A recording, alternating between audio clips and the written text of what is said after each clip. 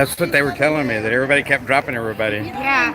Well, I've been doing that too. I just started on that live stream, man. That phone's been through the whole bus. And so we're live, guys.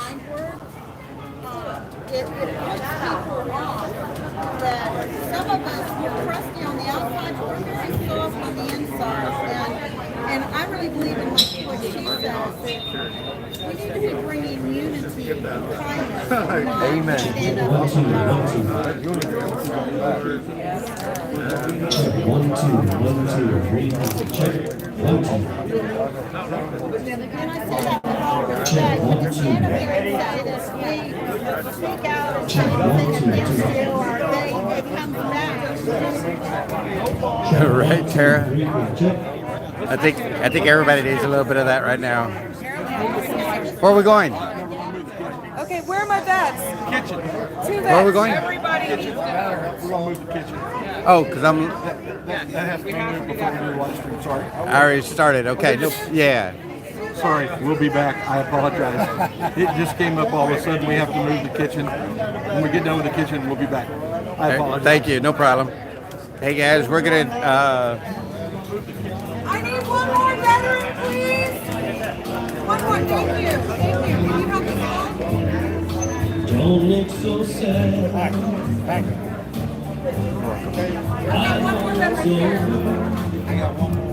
Anybody that can help move kitchen down here, please come help.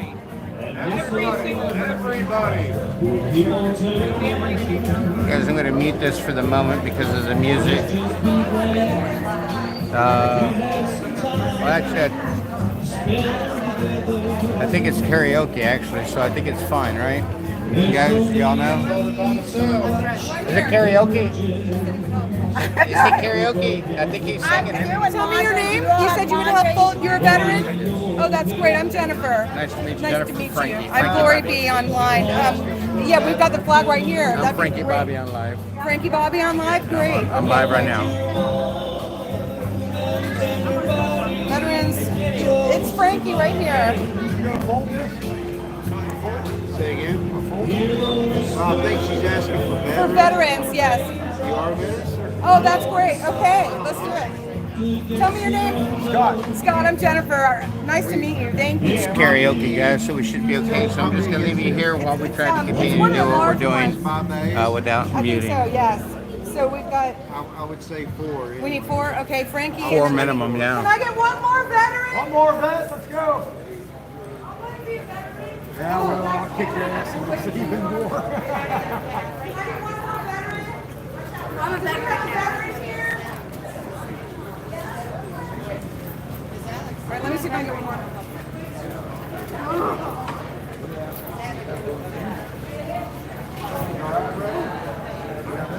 Now, is that use of the protocol? Is that it's veterans that would fold the flag? Okay, that's what I'm trying to do. Is I'm trying to keep it the way it's supposed to be. So let me see. Give me a minute.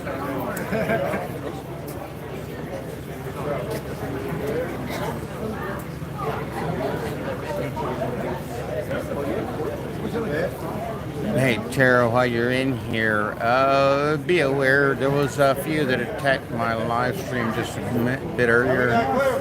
Not the reason why I went down because of security reasons. We got over that. Now we're Santa's fixing to give a mission statement to some extent. We have a name that we are going to be using, 1776 Restoration. They're also adding movement behind it, so it could very well be 1776 Restoration Movement. That's where we're going with that name. Some of the sites have already started been going up. Telegram has a site Frankie, we need you. for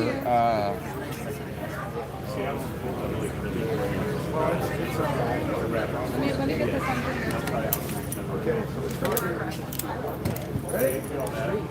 No, I'm not ready. Wait, okay, yeah, hold on. Wait, I'm sorry. Because she was so upset the other day, and I was like, I gotta find that flag. All right, you guys, we're live here at the camp 1776 Restoration Movement, and these are our proud veterans. folding Barbara's uncle's veteran flag to be returned to her in California. Thanks, guys.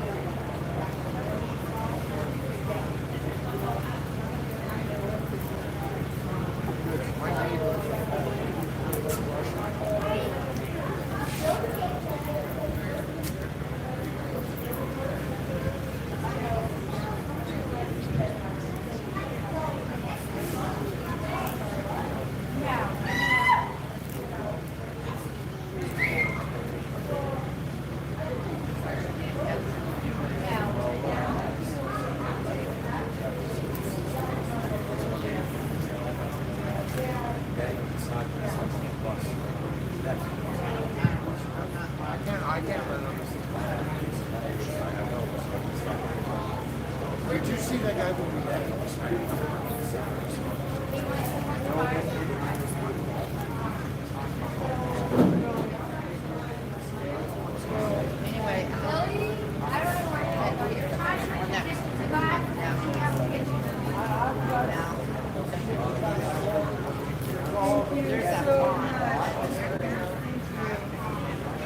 God bless you guys. Thank you for your service. Thank you so much for doing that, Barbara. It means so much to her. She's trying to stay far, far away.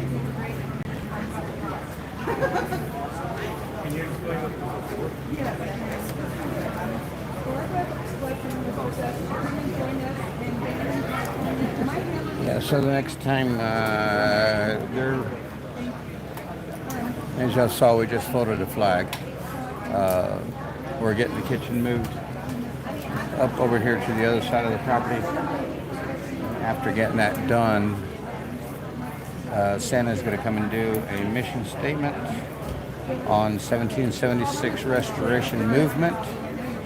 Apparently they are going to have the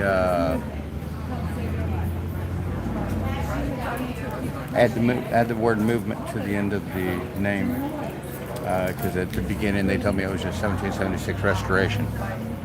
So movement is being added, which I think is a good name, a good addition. This flag right here is the same flag that flew on the back of Mike Landis's truck for the senior veteran of World War II that passed away.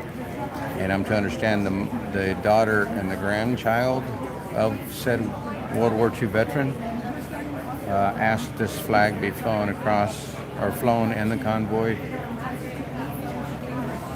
with hopes that it could make it downtown DC.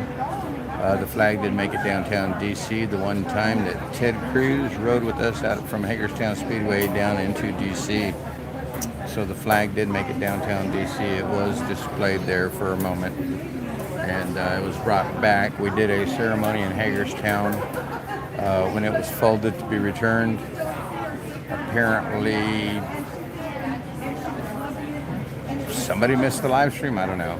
I know I wasn't streaming at the time, I don't believe. But whoever the lady is here standing in front of me holding the flag, she requested that we do a refold of the flag so that it could be recorded and documented. So that's what we did for her. But yeah, so now they're trying to get the kitchen moved up. We had some pretty good dinner last night. Oh my goodness, this stupid button. I hate these things.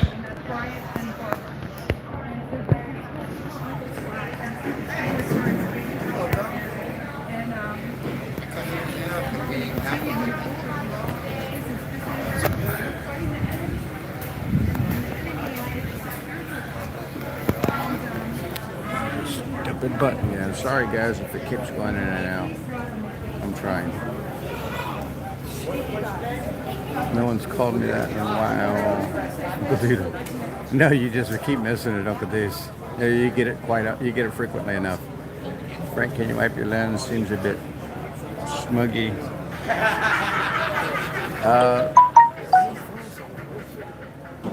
Well, that's a possibility. I'll try to wipe the lens. Hold on a sec.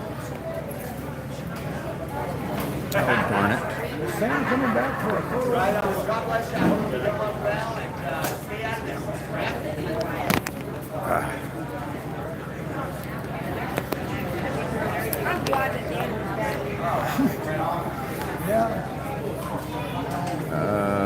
Trying to wipe now, girl. I cleaned it earlier today, intentionally, to make sure that it was clean. So there.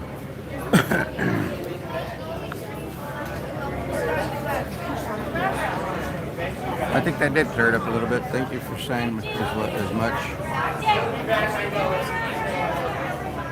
Tara, thank you.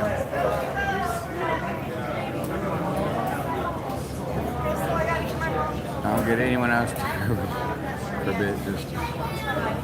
All right, you're good. I appreciate it. We're just waiting for the people to come back. He was a second terror. And my glasses thought the smudgy was me. I hear you, Ray J. I was looking without mine, thinking that it was the smudgy that I was saying with my glasses as well. That's hilarious. Susie, that's funny. Right, no, it's hilarious. It happens to us all. I think it was from earlier when I dropped you guys. I forgot to ask you, are you okay?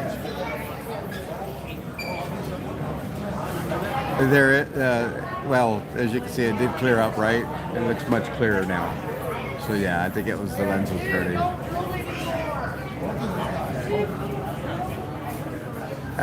Don't think that you learn. Learning is a watch process. There is a particular way to do it. A lot of us do know how pretty much every troop, at least in my basic training, every troop in basic training was given an opportunity to photo flag. Thank you, Summer. Thank you, Summer. It's okay if you can't. Any ideas, Frank? Very much appreciated. Hey, Johnny's Trucking, how you doing? I reported your video on 2,000 mules will be taken down momentarily. All right, cool, whatever. Oh, whatever. I'm not gonna.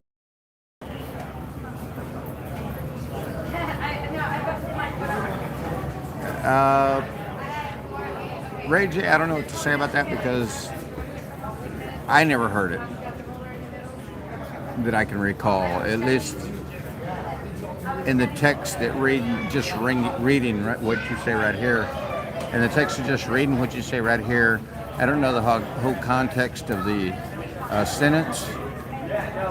So my interpretation would be with the whole sentence, not just with the phrase, comment, quotations that you have here. I would have had to heard the whole context to know what was, in my opinion, what was being stated. Santa's not he's not a chaotic person. He doesn't go out and do stuff just because. I think a lot of what he does, at least now at an older age, such as myself, I used to do stupid stuff. I used to say stupid things, and we all grow into our own. And when we use words, sometimes those words don't seem to carry the same meaning today that they had yesterday, if you understand what I'm saying. Hello, Amazing Freedom. Simon and Joe in D.C., they're handing out flyers and talking to people about who take over. He does realize how many of us are watching him. Many of us supported the convoy, and we thought we were fighting for freedom. Oh, no, we are fighting for freedom, C-dubs. We're not done. Just because things happen doesn't mean it's over. You guys, I saw a couple of comments come in, and people were saying, it's so sad what happened to the convoy this evening. Well, the convoy's not over, guys. I mean, what happened to TPC is what happened to TPC of their own doing, or undoing, should I say. They set themselves up for that downfall. They have the Patriots here to back them and to do the right things. They put themselves in the position that they got into by choice, in my opinion. I don't care what happened with TPC. I don't care how many of you guys want to talk bad or say something idiotic about it, because to me that's all it is. Unless you were here standing on the ground doing it yourself, you have absolutely nothing other than what you see in a live stream. And a live stream isn't 100% official either, because you're basically only getting one side of the story. If people can't understand that, I mean, that's just the way it has to be. Trying to figure out who to trust. We're all in the same position, C-Dubs. I hear what you're saying about who to trust. I am only involved with trustworthy people, in my opinion. I don't go around just looking for something to get into just because. I don't do what I'm doing right now, C-Dubs. This is way out there for me as a person, as a human. I don't put myself out here the way I'm doing with this, because I believe in this fight, I believe in this freedom.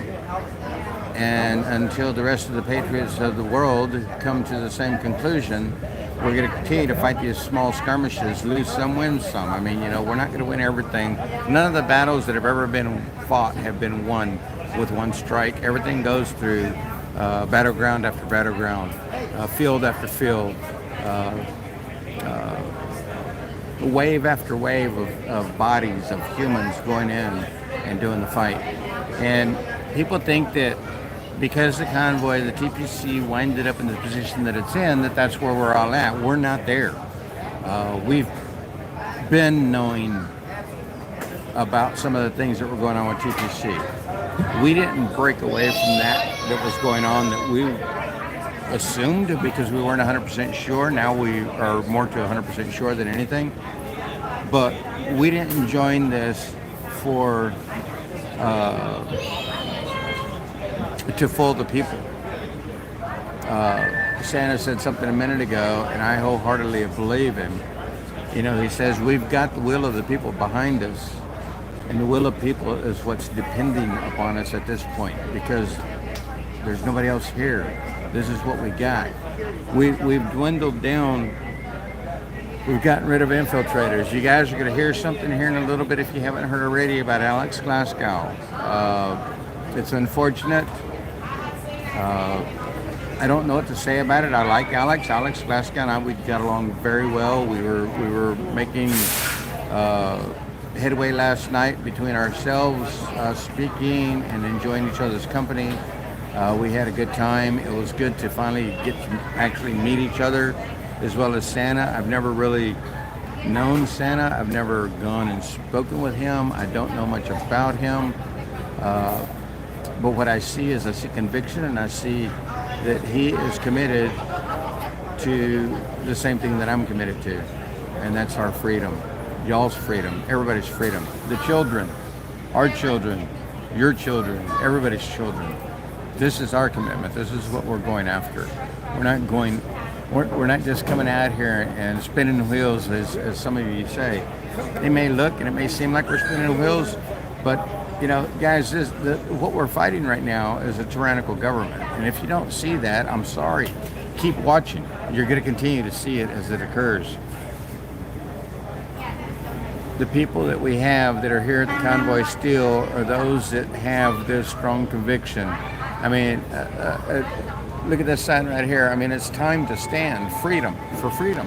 Guys, how much stronger can we say things like that? I understand you guys, you come on here, you support us, you give us support through this, the live streams and stuff. Y'all want to know what's going on because y'all want to be a part of it through the live streams. Are you close? Are you local? Can you make it here in a couple of hours? Can you do this? Can you do that? I mean, think about some of the questions that you're asking of us, and at the same time, ask those questions of yourselves. How committed are you to this fight? Are you just going to be here and don't take my words to heart, people, whatever I say. understand that I'm speaking from the heart, and I'm not trying to make anybody feel bad or look bad. I don't do those kinds of things. I don't call people names, and if I do, I'm probably pretty pissed about it, or I'm probably pretty pissed off at them or whoever, whatever it is that happens. And I don't do that often. You guys, y'all come in here and y'all tell me, what a good, calm, cool, and collective guy that I am. And I take that to heart because I'm not a calm, cool, collective guy like you guys see. It's what I've become. It's not who I was. It's probably who I am today, though, because I've noticed a change in me. I don't know if it has to do with this convoy. I don't know if it has to do with me getting older. I don't exactly know why. I used to be the hothead. I used to be the one running around like a chicken with my head cut off, trying to take in everything and anything that I could, ingest, imbibe, all those fun things that we do as kids. And now I've grown. I've become an adult. I'm an older gentleman at this point, and I don't mean older as in old. I mean older as in older than I was 30 years ago when I was doing all that stupid, crazy stuff. And I mean, this is where it's brought me to. I mean, to me, this is a God's calling. It's funny because Santa says the same thing. He wasn't put in this position. He wasn't put here just because. He was put here because God gave him the initiative to be a part of this. And he believes that God is the one that's directing him in what he's doing. I can't fault the man for doing what he's doing. I can't fault him in any way, shape, or form. Because if he has that strong conviction, like I have the strong conviction of why I'm here, because God put me here. And I strongly believe that. I think a lot of you believe that with me. And if Santa's saying the same thing, I'm going to stand with Santa for now. If it's the wrong thing, well, we'll run into that bridge whenever we get there, and we'll cross it. However, whether it be on boat or a broken bridge, or whether the bridge, whatever we got to do, swim across it, whatever. I don't know. I have a hard time with a lot of people that come in here and start talking smack, and you're not here, you don't know. Why are you just talking? Like I said, we're going to hear some things about Alex Alaskal. It's an unfortunate situation. I'm going to pray for the situation that occurred. That's the best I can do. Like I said, Alex and I, we were making friends. We were doing things. We were kind of hanging out together last night. We were talking with each other. It was a good thing, and we enjoyed our conversations. What title? I'm sorry, Araceli, are you talking to me? Democrat, folks. It's Democrat, folks, not Democratic. I see a lot of people using the term Democratic. David Thompson, I'm not trying to lecture. I'm not trying to give you guys spelling lessons or anything like that, or even definitions of words or anything. But the democratic society is a society that, in my opinion, is unbiased. It's bipartisan, however you want to look at it. That's a democratic state. In order to be democratic, you have to believe the people. You have to be on the side of the people. If you're a Democrat, it's something totally different. And these are not Democratic folks. These are Democrat folks. There's a big difference there. One of my pet peeves has been the way people have used that word democratic, because in my opinion, there's nothing democratic about this demonic evil cabal that is the Democrat Party, in my opinion. All Democrats are not the same. Just like all Republicans are not the same. All conservatives are not the same, just as well as all liberals aren't the same. We want to stereotype and we want to categorize. And I think that's a big problem of what we have in our country today, is this stereotypical categorizing that we do of human beings. Blacks this, whites that, browns this, Latinos that, Latino X this, whatever. It's all BS. Guys, we're all humans, we're all Americans. We all live in the United States of America. If you are not an American, then why are you here? If you don't agree with what it is that we do as Americans in America, find somewhere else to go. Yes, ma'am. Coming over to say hi. Yes. Yep. It's been crazy. It's been weird. It's been different. No doubt about it. I'm just glad that the child... I prayed as soon as I heard it when I was over there, because Michael came over. He was with Brigetta, Chelsea, me, and the Jacobs. And as soon as she came over, we all got up. I know you don't like it. Yeah, no, that's fine. They knew all about it. We all started looking. For him. How did he end up in Hagerstown? That's my question. Well, it's obvious. It's simply explained. I know. It's obvious and it's simply explained, and It's just a We- scary thought. we could talk, but I wouldn't do it on. Yeah, that's why I'm not. Yeah. So it's pretty obvious. I'll talk to you later. Yeah. Come to me later. All right. We'll see you. Okay. We'll see you in a little bit. All Yeah. right, I'll see you in a little bit. All right. They Oh. created off the people convoy. I broke my foot. It is broke. I broke Oh my it. goodness. Okay, where I work, you have these trailers. Does it hurt? You have these trailers where you have the middle roller. Right. I'm at FedEx, and then you have doors that come up like this. I was bringing one down, and before I even realized it, my foot was in the way. Oh. It smacked this toe. Just This smack toe's the ramp on top of it. Yeah. Oh no. I about 1:30. I called my husband. I was like, "You gotta come get me." I about puked. It hurts. So I'm thinking can imagine. I'm thinking I did break it. I didn't call off tonight because they just arrest it because it's broken toe. They're not gonna do anything for it. Yeah, all they're gonna do is splinter. Maybe they're gonna tell you to ice it. So my advice to you is take some ibuprofen Yep. and ice it. I've been taking ibuprofen and Elevate it and ice elevating it. I had it all elevated before this happened. I was sitting over there. Right. I had it elevated. But since then, I've been up 7 hours. I'm gonna go find my husband. He's there somewhere. He's here somewhere. But come to me and talk to me later. Okay, I will. You're saying the title of this movement they created off the People Convoy, 1776 Restoration Movement, that's off the People's Convoy. Necessarily speaking, C-dubs, would it really matter? I mean, necessarily speaking, we still are the People's Convoy. We were affiliated with the People's Convoy, so necessarily speaking, we are still the People's Convoy. Though the People's Convoy may have dispersed, we're still people of the People's Convoy. So, I mean, would it really matter if we took the title of this movement off the People Convoy? I mean, 1776 Restoration, we had to find the availability of it. We went through all the rigmarole trying to get accounts set up. Like I said, there's a Telegram account. I believe there's a Twitter account. I believe there is a Getter. And I think Gab might be the other one that they've gone on. I've been trying to get them to use Safe Chat because that is the only social media platform that I pretty much use. I do use Telegram. I do go on the others, but not as often as I do on Safe Chat. Thought the video would be taken down if we mentioned the movie with that talking code, 2000 Horse Donkey. Oh, Shelly should have told us that. I don't know. I don't care. If they choose to take it down, they can take it down. If I get a strike, I get a strike. I'll just see you guys in a week. I mean, what more can I say? No one knows what 1776 restoration but Americans. Yeah, and if we add the word movement to it, it kind of gives it its own feel. 1776 restoration movement. In my opinion, it gives it its own feel. I think that it's an appropriate name. I just hope this might be the last appropriate name that we need in order to get what it is that we demand, whatever this mission statement might say.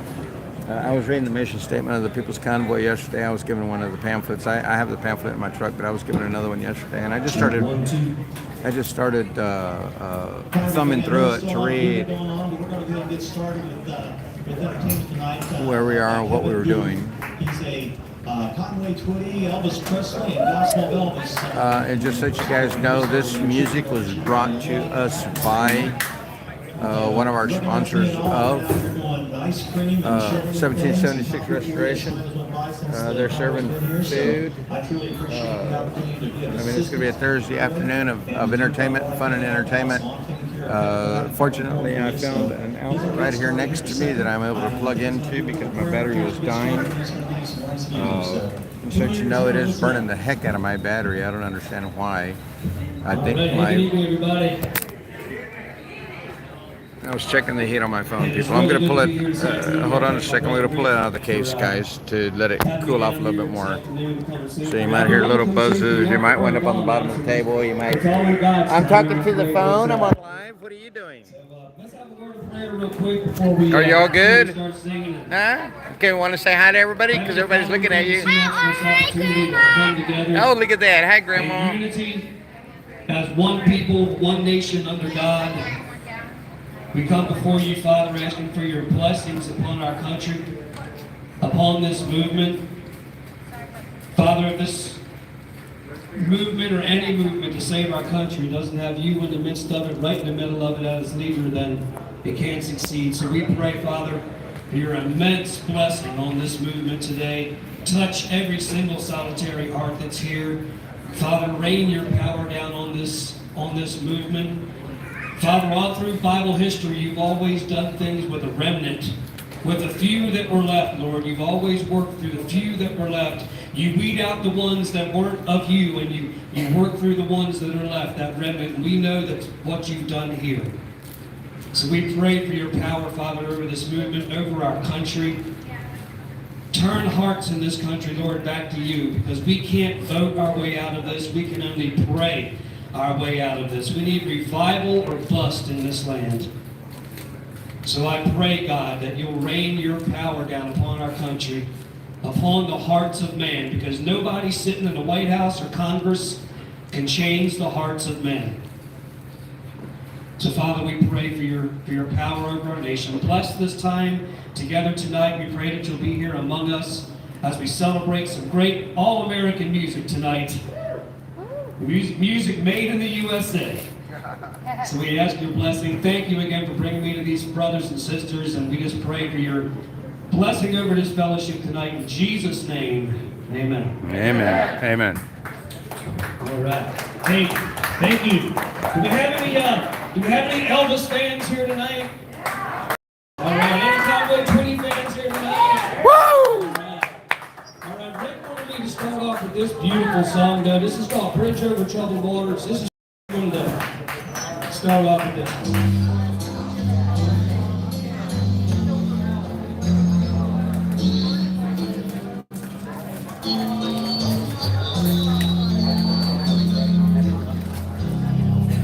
Dubs, I don't believe that they have to know what 1776 restoration means. They know what the convoy is about. If anybody's been following what the convoy's been doing, going through, and accomplishing, whether that be so middle or big, they still know that this is still part of that. It's hard. It's going to be very hard to disassociate. The trip is first working with technology, well knowing what we know. Yeah, that movie was something. Yes, he does not play the real fighters and then do next week. There's definitely going to be a fight there, but there's no doubt about that. Simon first responders are at the World War II Memorial and the Amplifier and talking to people see, first responders didn't come back from church. He was in church earlier.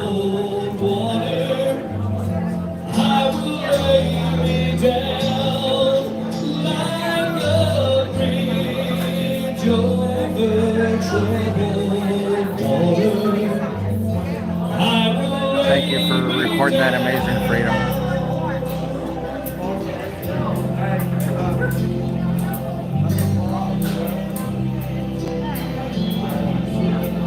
C-dubs, we're fighting for everybody. I mean, I don't know how far this is going to reach, but I think we reach worldwide without a doubt. And those of us, such as myself, I know I got people in here from New Zealand and Denmark, Copenhagen, and the UK, and whatever else. And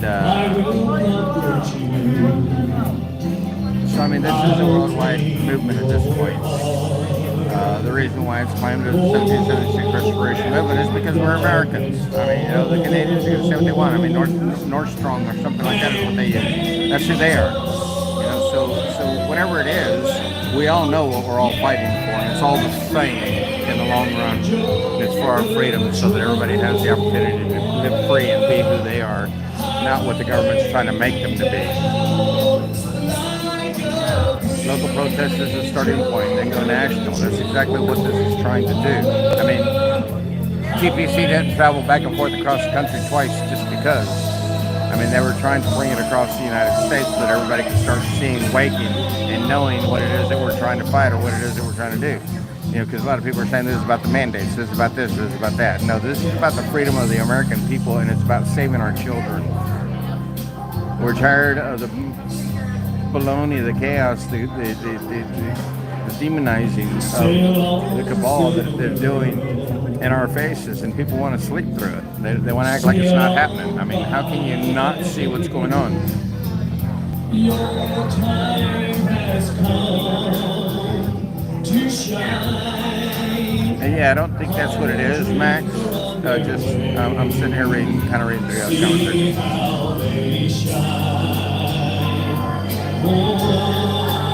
It has gotten weird, C-Dubs. I will fully agree with you. Did you hear the prayer that the gentleman gave just a few minutes ago? He said, you know, it took the remnants to bring down, I don't remember what he was talking about, but the fight began after people were dispersed. It's kind of where we're at right now. People have been removed from this. People have removed themselves. People have been removed from this whole undertaking as time has progressed because it was infiltrated. I'm not saying they're infiltrators, but it was infiltrated, and we have to remove the chaff from the wheat. And there's no other way to explain it. That's the easiest way to say it. When you separate the chaff from the wheat, that's taking the good out of the bad out of the good. This song should wake you up. Couldn't get enough of Zot's live stream in Ottawa.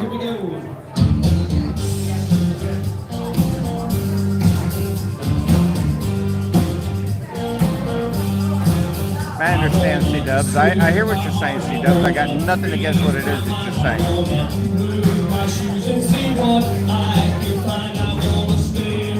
Just yesterday, yes, Deborah.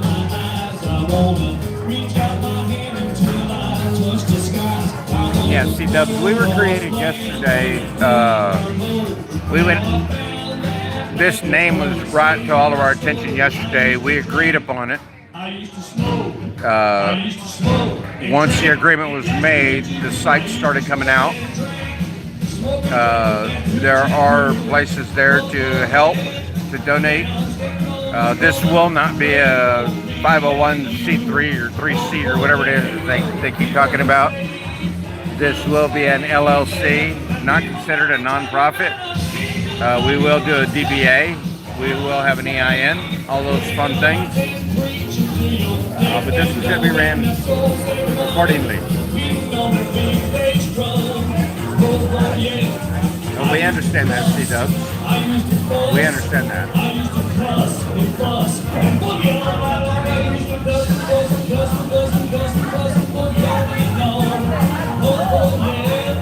We all know God is good. Those that want to say something different about God being good, it's just because they choose to make those statements or comments. Anybody that knows, even the people that don't believe, have begun to believe. I've seen that happen over and over, time and time again. And it's always been good.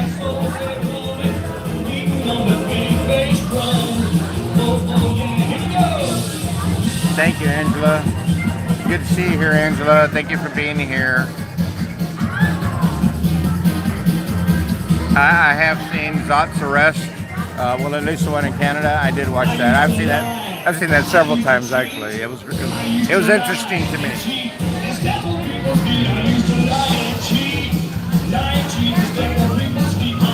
I'm trying, Ray J. I'm here.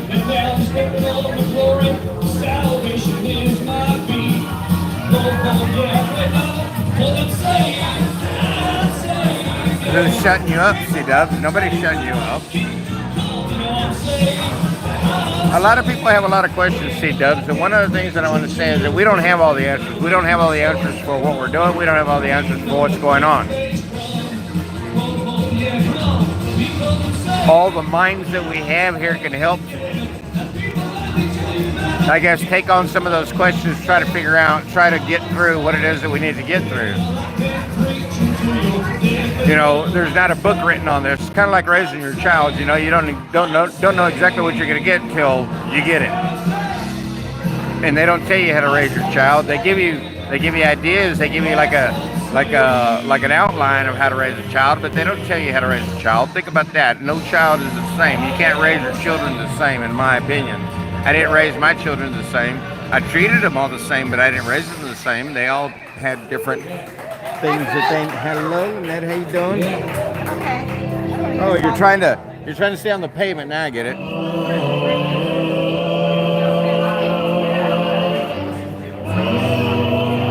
It's got to be started somewhere, Mercy Reigns. I totally agree. It's got to start somewhere. It's been starting over and over and over again, but that's part of war. I mean, nothing happens the way it's supposed to. When I am alone, Some wonder, consider all the world thy hands have made. I see the stars, I hear the rolling thunder, thy power throughout the universe displayed. Hey Brenda, how? we shall like a mission to take me home.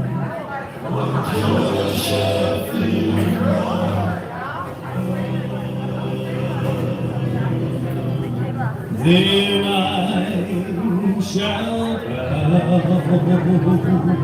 Sam, they got something going on, Sam, just so you know. I don't know exactly what it is, but I did know that they've got something going on. I just know that it's been reported that it will be an LLC. It will change after that, but that's where we're going to get started. Sings my soul, my Savior God to thee. How great thou art.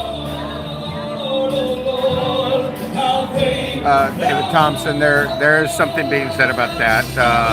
It is rumor at this point, but it might not be, just so you know.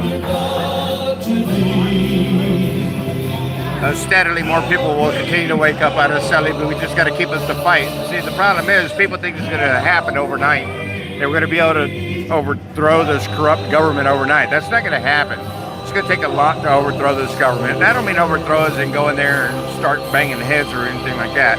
Overthrow meaning that we're going to have to beat them at the polls. We're going to have to beat them in at their own games. People like myself, like you guys that are sitting in here watching my live stream right now, y'all need to be involved in your board of education. You need to be involved with your locales, your cities, your states, your communities. Like I said, the board of education. People need to get involved. That's the only way we're going to change what's been going on, because the people that did not want to be involved, myself included, as a couch potato, we just continue to sit on the couch while all these other people were being installed into positions of power so that they can overtake us and overthrow us. And I think that's where we've gotten to, and that's what we're at today. And now we're all sitting here kicking ourselves in the butt saying, how did we ever come to this point? It's because we have stopped paying attention. We have become complacent. We have fallen asleep. And now it's time to wake up. It's time for people to come back and do what they need to be doing as patriots. There's comments and statements that are made in the Constitution of the United States. If you don't believe, go read the Constitution of the United States and find out what it says about tyrannical governments and what it is that we as the U.S. citizens are supposed to do. Who's ready to come out and do that? I mean, think about that for a moment. Who's ready to come out and do what it is that the Constitution says that we're supposed to do? Read what the Second Amendment is about. It's a well-regulated militia. It doesn't mean some crazy-ass white supremacist coming out here and trying to take over the world. It's talking about us as a people, as an American, as the people of the United States of America. Come out here and be the well-regulated militia so that we can overthrow this corrupt, tyrannical government that we have in front of us. People don't understand that. They want this to be done overnight. Well, it's not going to happen that way, guys. I don't care who you are, what you think, how you feel, or anything like that. This is not going to happen overnight. And until it does start happening, you people are going to continue to disagree with what it is that we're doing here. You know, if that's your perception of what it is that we're trying to do as an American citizen here in the United States of America, I mean, I'm 100% American. My skin is brown. You guys can see my skin is brown. I'm 100% American. Nobody can ever dissuade me from that. Nobody can ever change my mind. And that's my conviction. How many of you have that? How many of you others have that same conviction? I'm going to show you a few people that have that conviction. And I'll tell you what, the majority of them are white. Go figure. Who would have thought? But the white are the supremacists. They're the ones that are trying to take over the world. No, that's not the case. People are crazy when they say things like that. And I'm not one for calling people out. I won't call people out. But I will say things whenever I see things being said. Just because of who I am. I'm trying to keep you guys entertained while we're waiting for Santa to come and give his mission statement. I'm going to run to my truck real quick, grab me a bottle of water. Well, actually, I'm going to find a colder bottle of water, and I'm going to go grab me a cigar. While you guys sit here and listen and watch this guy. The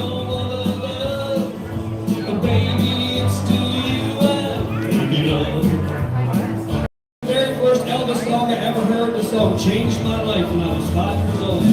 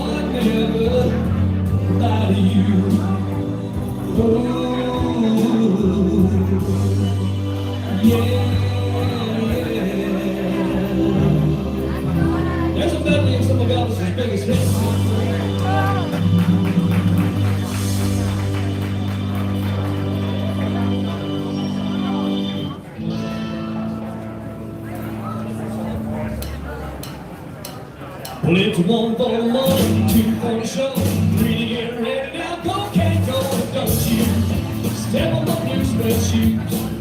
Well, you can do anything, leave off my new sweat shoes. You can knock me down, step on my face, slander my name all over the place. I'll do anything that you wanna do, but I'm a holiday off of my shoes, and don't you step on my blue sweat shoes. Well, you can do anything, leave off of my blue suede shoes. Let's go, cat.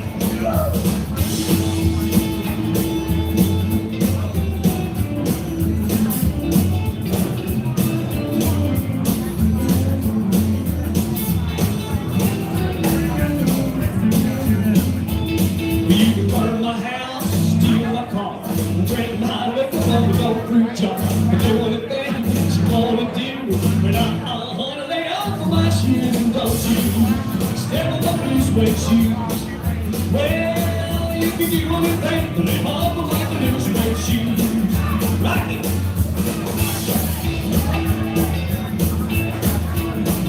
Yeah.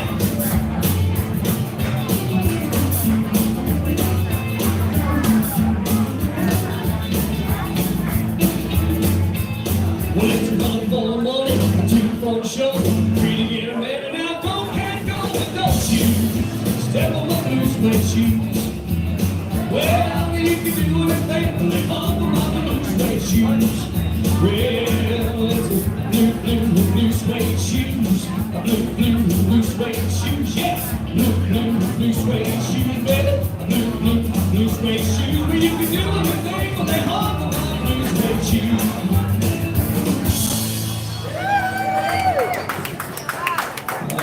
Thank you. All right, let's slow it up a little bit. This is my personal favorite Elvis song of all time. It gives me goosebumps every time I hear him sing this song. I love this thing. It's called Are You Lonesome?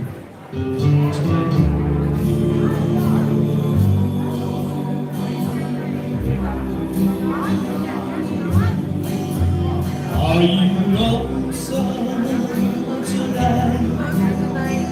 Do you miss me tonight? Are you sorry we drifted apart? Does your memory stray to a bright summer day when I kissed you and called you sweetheart? To the chairs in your parlor seem empty and bare. Do you gaze at your doorstep and picture me there? Is your heart filled with pain? Shall I come back again? Tell me, dear, are you lonesome tonight?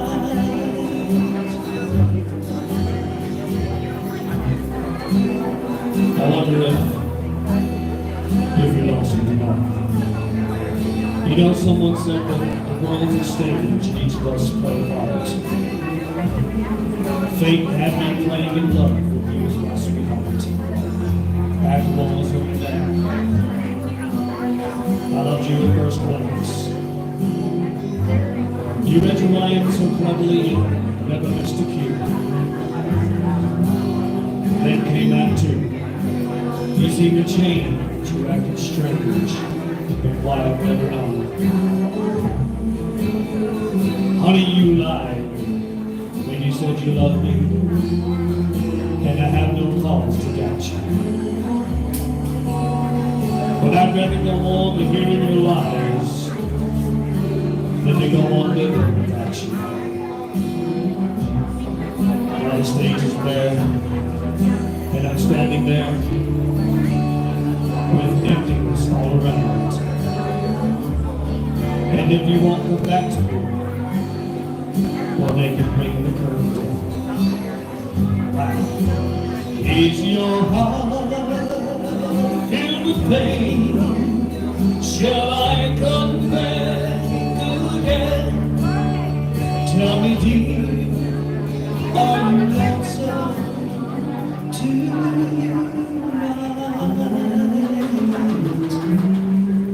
Good to see you all be dancing out there. That's so beautiful. I love that song. Isn't that beautiful? Yeah, it gives me goosebumps. Every time I hear that song. All right, here's one I know you remember. Return to sender. Return to sender. I gave the letter to the postman. He put it in his sack. Arriving early next morning, he brought my letter back. I returned to sender. An address unknown. No such number,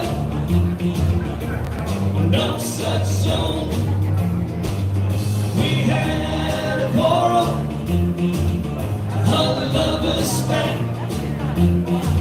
But alright, I'm sorry, but my letter keeps coming back. So when I drop it in the mailbox, it's in specialty. Alright, and early next morning, it came right back to me. I returned to sender, address unknown. No such person, no such zone. Well, this time I'm gonna take it myself and put it right in her hand. And if it comes back the very next day, again I'll understand. I'll return to sender, address unknown. No such number, no such zone. I return to sender, return to sender, return to sender. All right. Thank you. Sure do, I've got lots. I know. I'll do a couple more for you. Yes, I'm closing two patriotic signs. Yes, absolutely. Oh, yeah. Oh, sounds good. Let's go on that route. Let me get the glasses on. Oh, no, not really. I'm just faking.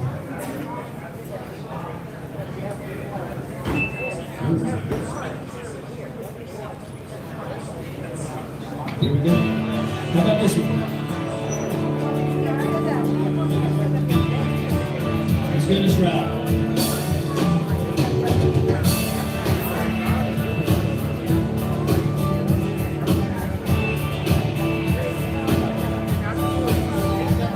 Well, if you ask me where I come from, here's what I tell everyone. Well, I was born by God's dear grace in an extraordinary place, here where the stars and stripes and the eagle fly. It's a big old land with countless dreams, happiness ain't out of reach. Hard work is all just the way it should. I've seen enough to know that we've got it good.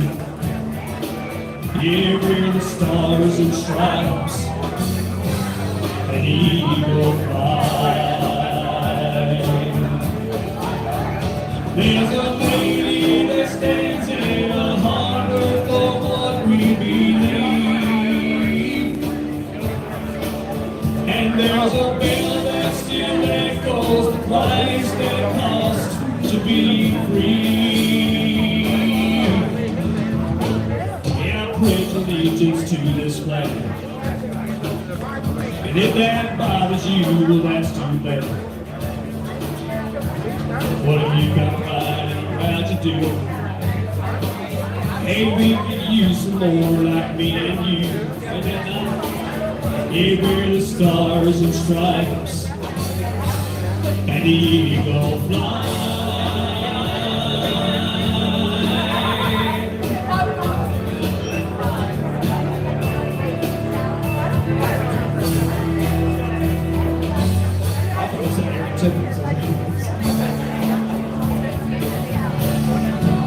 Hey, there's a lady that stands in a harbor for what we believe, and there's a bell that still echoes the price they cost to be free. Now it ain't the only place on earth,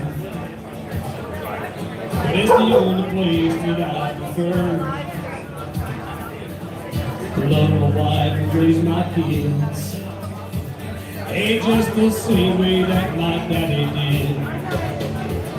Hey, wear the stars and stripes and the eagle fly. Yeah, wear the stars and stripes and the eagle fly.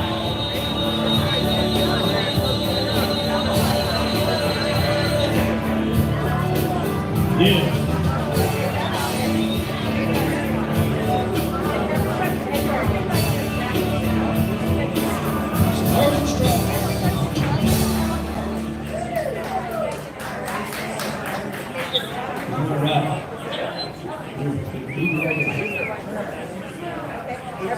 All right, I haven't done this one in a long time, so I hope I can remember the words still, but this is one of the greatest patriots that ever lived, Patriotic Daniels.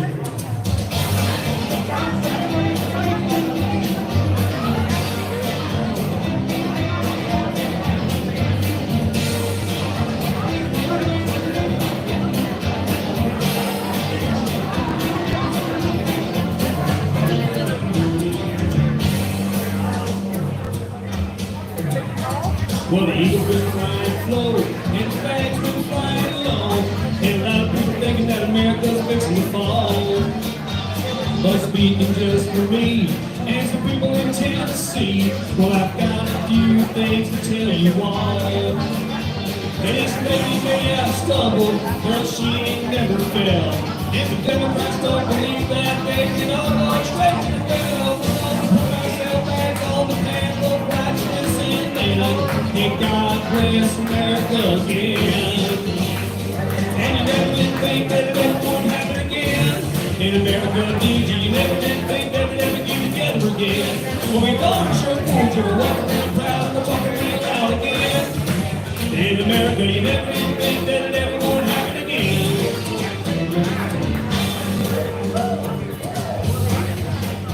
There's that in every place between them is our home. And we might have done anything to find amongst ourselves, but you outside people best leave us alone. Yeah, cause we all stick together, and you can take that to the bank. That's the cowboys and the hippies, and the rebels and the yanks. You just go and lay your hand on an Elvis Presley fan, and I think you're gonna finally understand, yeah, that you never did think that it ever would happen again. In America, did you never did think that it ever get together again. If you don't, sure would, you're walking real proud and talking real loud again. In America, you never did think that it ever would happen again. That's what they think. They think it's never going to happen again. But I think God's got something else for them, don't you think?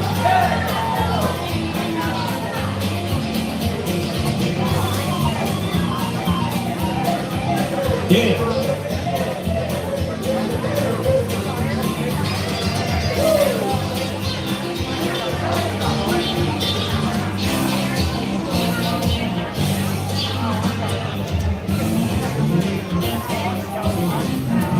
Yeah.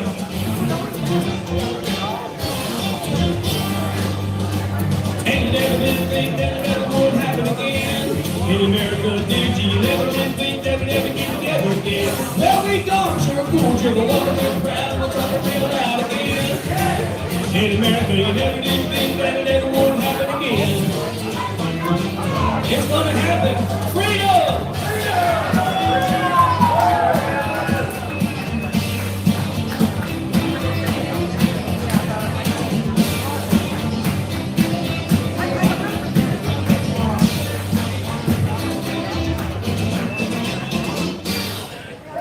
Yeah.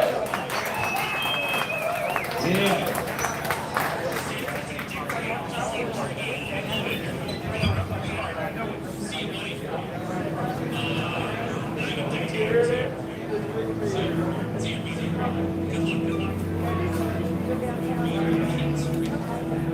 I'm just trying to be a father, raise a daughter and a son, be a mother to their mother, everything to everyone.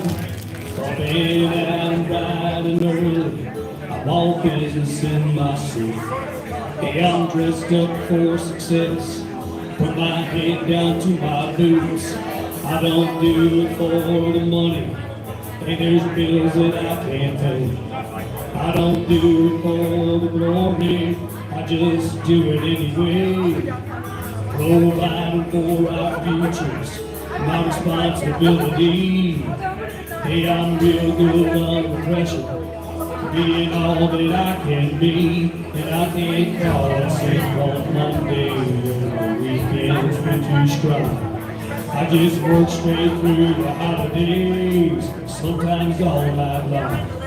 And you can bet that I stand there when the wolf growls at the door. Hey, I'm solid, hey, I'm steady, hey, I'm true down to the core. And I will always do my duty, no matter what the price. And I'm counting up the cost, and I'm going to sacrifice. Oh, and I don't want to die for you, but if dying's asking me, how fair that cost would honor. Oh, this freedom. Hey guys, I'm back. I'm an American soldier, an American. Then y'all would be perfect together, Uncle Deuce and Brenda, at least dancing. Take a stand when liberty's in jeopardy. I will always do what's right. I'm out here on the front lines, sleep in peace tonight. American soldier. Thank you, Ray J.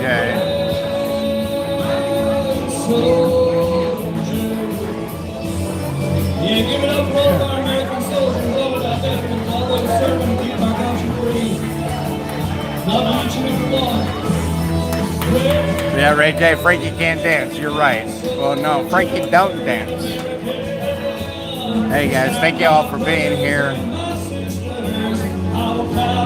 I appreciate you guys coming and listening. We're still going to have a meeting. You guys will be affiliated with that. We will be live streaming. And it will be pertaining to the 1776 Restoration Movement.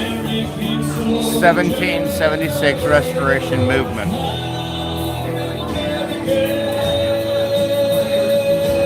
Yes, we definitely want campaign finance reform and term limits. That is definitely something that we want. I'm not saying it's part of any of the missions or statements henceforth, but myself, as the person that I am, I want that. We should all want that to some extent. There has to be limitations on everything. By allowing them to be unlimited in their doings, you can see what our country has become.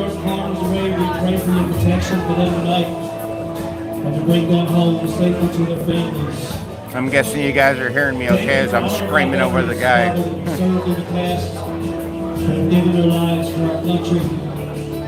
Thank you, Ray J. Thank you, and we pray for all of them and their families in Jesus' name. Amen. No, I didn't forget about you guys. You know, I was distracted. I went to go get me a water, and I actually had to wind up filling up a water cooler and moving some ice around and taking care of a dog for a minute. So yeah, I was kind of preoccupied, but I had not forgotten about you. And I told him, I said, I need to go back and get with the group here. I'm still live streaming, but fortunately, you at least have some entertainment in front of you. As good as it can be anyway for almost karaoke, I guess you could say.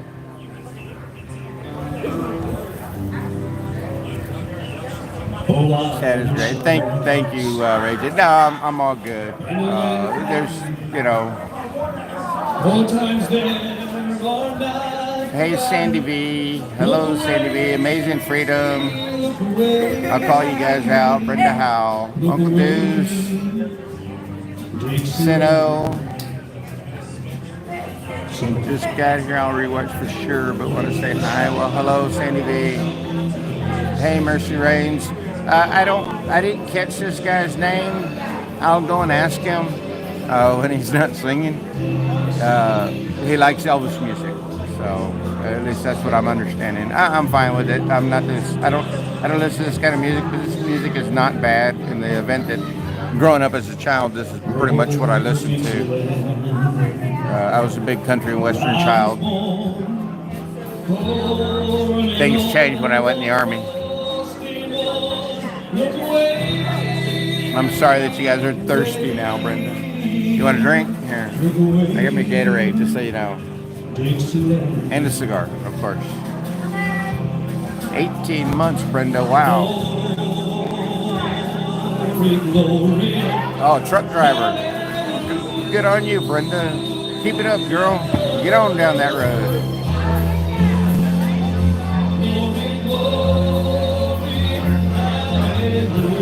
Keep us posted, Joe. I appreciate your work. Who's Joe? Amazing Freedom. This is Frankie Bobby channel.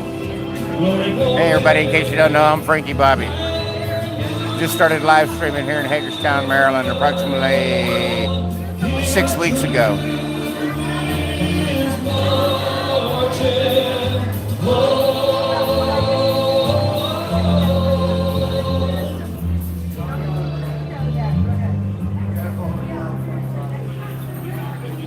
No, I don't think anybody here would have kidnapped you guys. That meant they would have had to do something. I'm kidding. Courtesy of the red, white, and blue, please. Okay, Brenda, I will. Remind me again in a minute, Brenda, because I'm trying to go through chat, but I'll find your chat again and I'll go and ask him. I wish you guys were too, Sandy B. It would be greatly appreciated. He is. He's good. He's good. There's no doubt about it. I like it. Well, Ray J, we always try to keep this chat nice and clean, you know, and people come in and of course they want to try to do their thing and we know it, and I think I'm pretty fortunate that my moderators are pretty moderate and they're moderating, and I mean that in the nicest of ways. I've heard some things about other moderators and it's not too kind what people say, but they say that my moderators seem to be a little bit different, though we were running into an issue the other day. I tried to correct it just by speaking. I didn't have access to write anything in chat. I really would. You're welcome, Brenda Howell. But yeah, so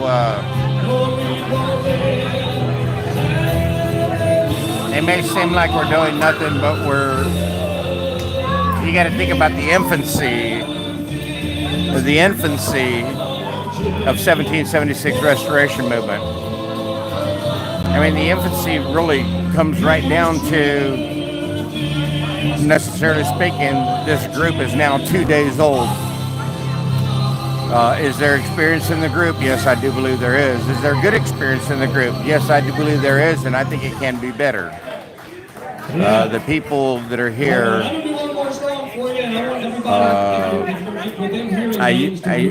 up close and help me sing this last one. We're going to do God Bless the USA, and I want y'all to come close and let's sing together if you would. And if you want to follow all right, guys, we're gonna stop for now. On Twitter, you can look up here you go. Fed Up West Virginia. Look up Fed Up West Virginia. Fed Up West Virginia. On Twitter, Kevin Booth Sings on Truth Social. You can find me there. Kevin Booth. Kevin Booth on Facebook. Kevin Booth. And I'm also on YouTube and all kinds of social media. So that's all my social media. Send me a friend request. Look me up on Twitter. You'll find all kinds of great grants and all kinds of good stuff. So. And I tried Tuesday Night Life Group, not far from here. We have worship on Tuesday nights in Marlow, West Virginia, right across the pond there, going across the bridge into Marlow, West Virginia. We're at the Marlow Roritan Club. On Tuesday nights, we have a free meal that we serve at 6:45. Service starts about 7:15, and that's every Tuesday night except the first. Sitting here listening to him instead of watching my chat. It's absolutely free. We have great worship time. A Bible your youngest is on his 5th year in the Army. Well, congratulations to your youngest. Give him a great big hug and a kiss for me whenever you see him again. And thank him for his service. Thank you all again. Thanks so much for having me down here. Thank you all. You can say from whoever you want to say it's from. I would like for you to say 1777. The 6th Restoration Movement. I would also like for you to say Frankie Bobby. I would also like for you to say from the People's Convoy, if you would, Mercy. And that's from me. That's from Frank Barrientos. If tomorrow Thank you, Brenda Howard. I've worked for it all my life, and I haven't started again. Just my children and my wife. I thank my What was that? The courtesy of the red, white, and blue? Is that what you said, right? Cause this flag still stands for freedom, and they can't take that away. Come on. And proud to be American, where I know I'm free. And I won't forget the man who died And gave that right to me, and I'll gladly stand up next to you and defend her still today. Cause there ain't no doubt I love this flag. Bless the USA.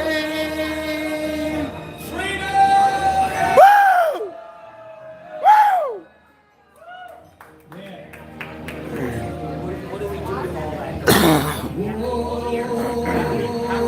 from the lakes way up in Minnesota. I hear you. The hills of beautiful Tennessee. I hear you on that, Ray J. All across the plains of great Texas.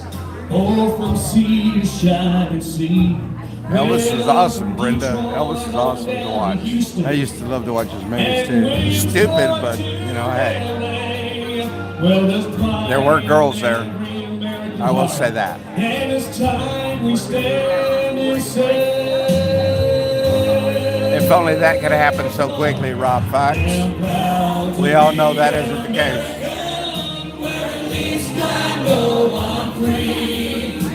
and I won't forget. I see that, Brenda. It's pretty cool. Thank you all for being here. Thank you, guys. Stand up next to you and defend her still today. 'Cause there ain't no doubt I love this land.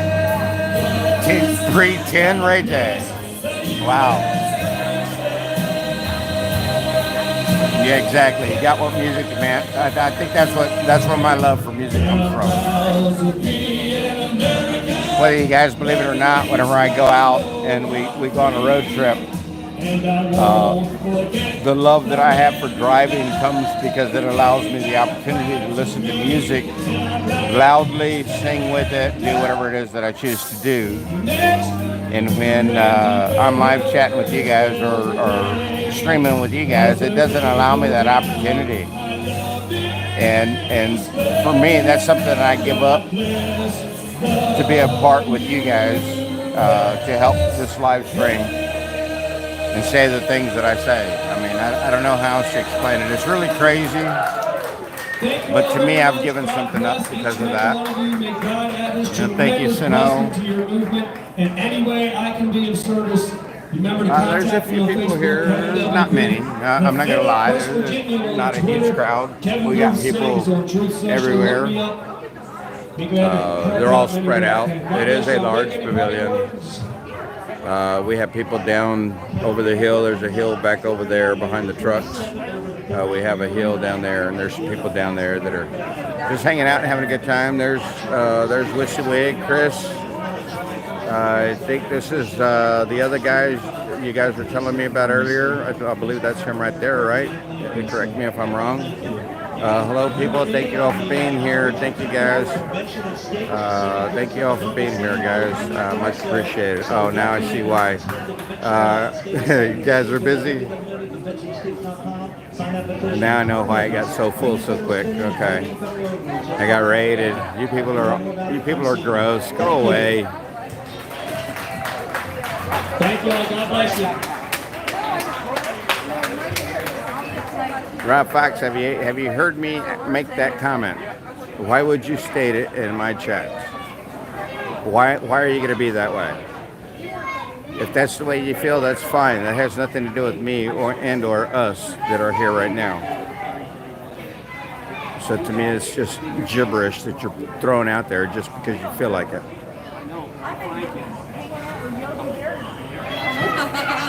Hey, the notorious ROB. Char was just messaging me earlier and wanted me to say hello to you. Well, hello. So great to see you there. Trust me, my friend, she's watching now. Oh, that's cool. It says make a joyful noise, not music. It's Rhonda, yeah, Brenda, the guy singing is so very good. We love you, Santa. He is good, Rhonda. Thank you, Angela, for that comment. We love you, Santa. As you can see, I'm just standing here reading chat, smoking my cigar. I didn't do it. It was Mrs. Howell. I hear you, Uncle Deuce. I will stand for the truth in Santa anywhere I go. I'm his mod always. I know I've seen you around, Angela. I don't doubt. In my opinion, you have done nothing wrong. I see you in the other chats. And I see what you're right. I'm cool. I'm kosher with you. I told you that. We emailed. I know you know that. You heard what I had to say, and I hope to keep it that way. And thank you for being here. That's what I can say to you. And thank you. Proud to be an American. Love those lyrics. They're awesome. So no, you should feel when you're singing it how proud it makes us Americans feel. It's incredible, in my opinion. It's incredible the way I feel it, to the point to where it chokes me up. Booth is his last name. Did he say Kevin Booth? I believe that's who it was. Gloria Stump. I believe Kevin Booth. I know it's Booth. He mentioned his name in sight. If you want to scroll back a little bit. Gloria Stump, if you want to scroll back a little bit. He gave his name, he gave his websites, he gave his information, so you get a shout out here on my channel. I don't remember what it was, I just remember it was, well, you know what, I'm going to go over there and talk to him real quick. My brother's doing okay, but I need to come back in charge again. So I'm going to go over there and talk to him real quick. And ask him about courtesy of the red, white, and blue. Just for you, it was you, Brenda, right? And I'll mention you, Brenda.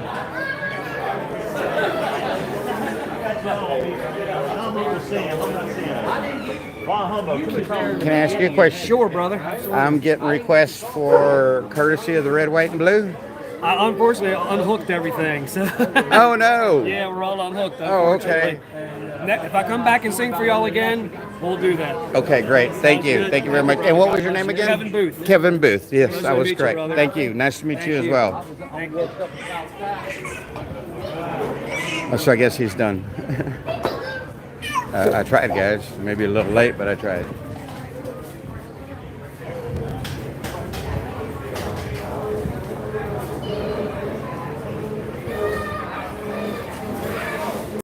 Just see. Black cars matter.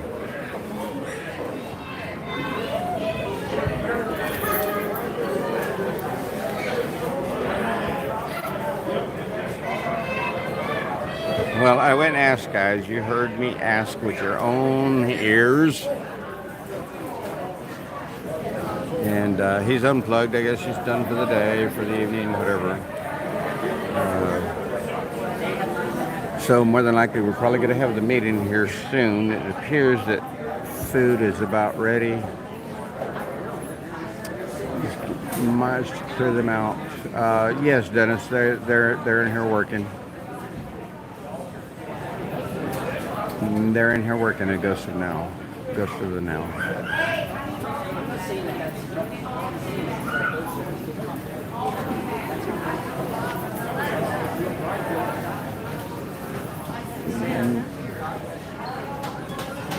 And Kevin Booth was his name, Gloria. Or is his name. I can't do anything with mods right now, Angela, without being on my laptop. I'm not able. This phone, YouTube, the whole 9 yards is. They've gone through different ways of blocking me, knocking me out, keeping me from doing things.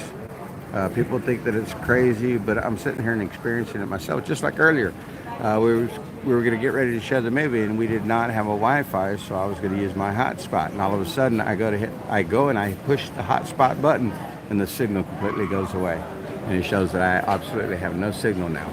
So I walked outside, walked around, signal came back, go back inside, hit it again for hotspot, and it shut it down.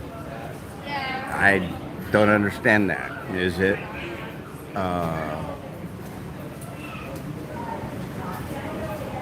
Oh, I think Santa's going to talk over here, guys. So I'm going to head over here. I'm going to shut up for the moment.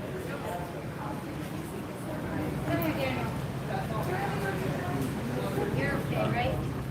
You're good, right?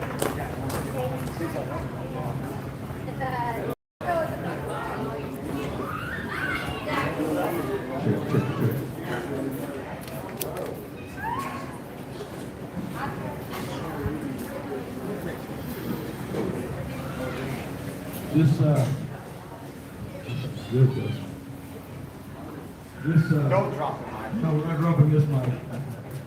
This meeting is actually not for the people of the convoy. This is for the live streamers. I have tried to take the high road during this split between the People's Convoy and what is now being formed as the 1776 Restoration Movement. I've seen a number of videos, heard a number of things that's being reported about what happened in Hagerstown. And I want to set the record straight. When I was in California, the People's Convoy was in serious trouble. And they had brought me in a number of times to be an advisor. I had been offered a leadership position. I said, no, just bring me in to advise you. I don't want to be out in the front. I don't need to be out in the front. If you need my advice, then just bring me in and I will advise you. And the reason I didn't want leadership is because I've literally been in leadership my entire life. Billy. And I didn't want to take on that role. For the past 11 years, I've lived in my truck, and I've been a hermit, pretty much, just staying away from people. And I knew that this would put me out in constant contact with people, and I really just didn't want to do that. I wanted to support the cause and be a part of the cause. I just didn't want to be leadership in the cause, and that's the only reason why. So to address the issue, when I seen the convoy was getting ready to fall apart, they literally were willing to leave everybody in California and disband the convoy at that time. I believe in this purpose. I believe in this mission with all of my heart, and I'm willing to give everything I have in order to see this mission be successful. I stepped into that position. Immediately, I began to see what was wrong, why we had so much trouble as a convoy. The very first speech I made, I returned to the command bus where we were supposed to start discussing strategy and things of that nature to get the convoy back on track.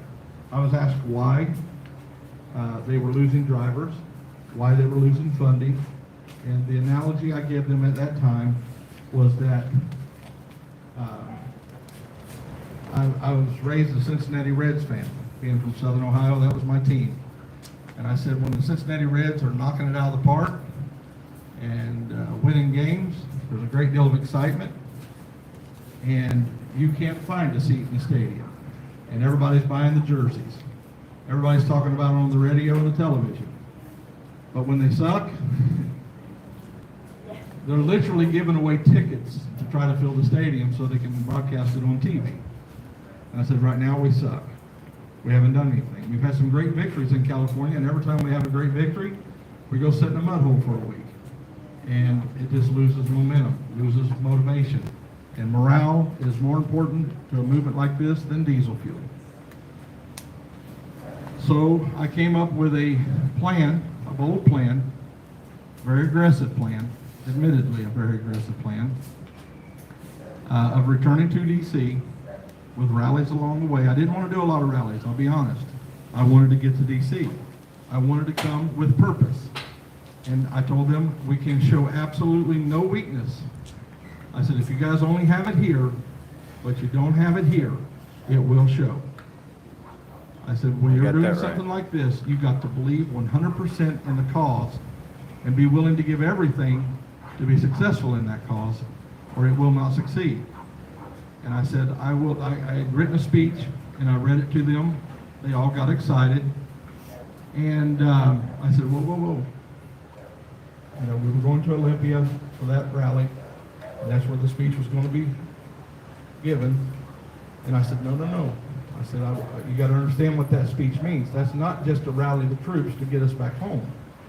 That is going to be our mission, or I'm not going to give that speech.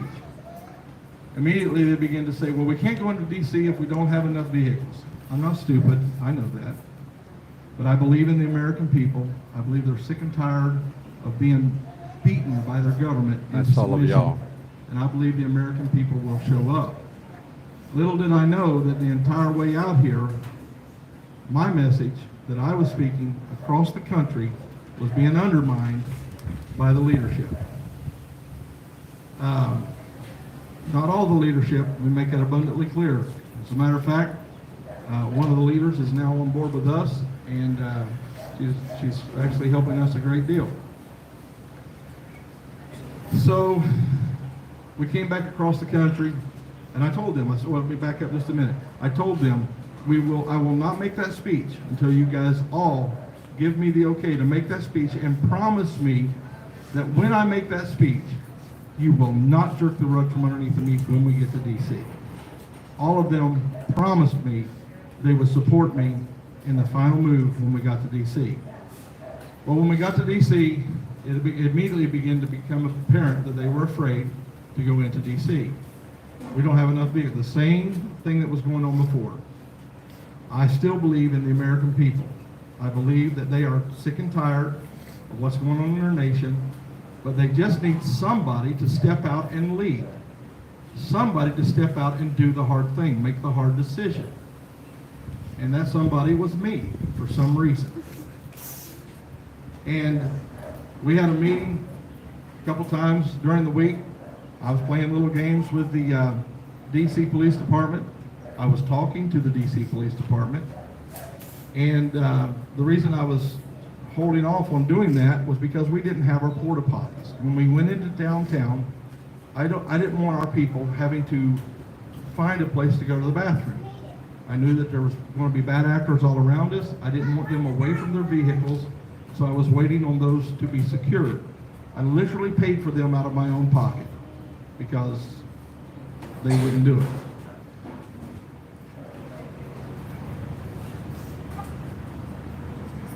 I knew nothing about the disbandment of the convoy. I was not in any meetings with the State Police of Maryland. It was said that I was in those meetings. I had no meetings where Maryland State Police were involved or even talked about. As a matter of fact, I called the liaison between the Maryland State Police, just so you guys, some of you were there when I got the phone call back just a few minutes ago. I talked to that individual and I asked him, I said, was this discussed between the Maryland State Police and TPC leaders? And the only reason I'm doing this is because I'm being slandered, and I have to protect my image, and I have to protect the image of this movement. This hurts me to have to do this. My heart is so heavy right now. I do not want to do this. This is not at all in my character to do this. I don't like defending myself. I'm the kind of guy that just says, believe what you want to believe, but this is too important to let this continue on. It was said that Maryland State Police had said that if we went into DC, we would be arrested there, and by 3 o'clock in the morning, everybody at the camp would be arrested as well, because Santa had 8,000 Proud Boys in queue to go in there with us and overthrow the government. That Maryland State Police had watched my Indiana speech about the Second Amendment and said that they were using that to label me as a terrorist. If Maryland State Police has labeled me as a terrorist, I absolutely know nothing about it. And I think they would have let me know by now. My speech at Indiana was actually to clarify my position on a nonviolent protest. My words were, do we have a Second Amendment right to overthrow the government? That's what the Second Amendment was written for. Correct.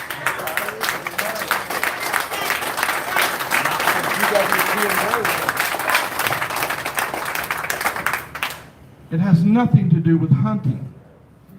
It doesn't even have anything to do with protecting you in your home.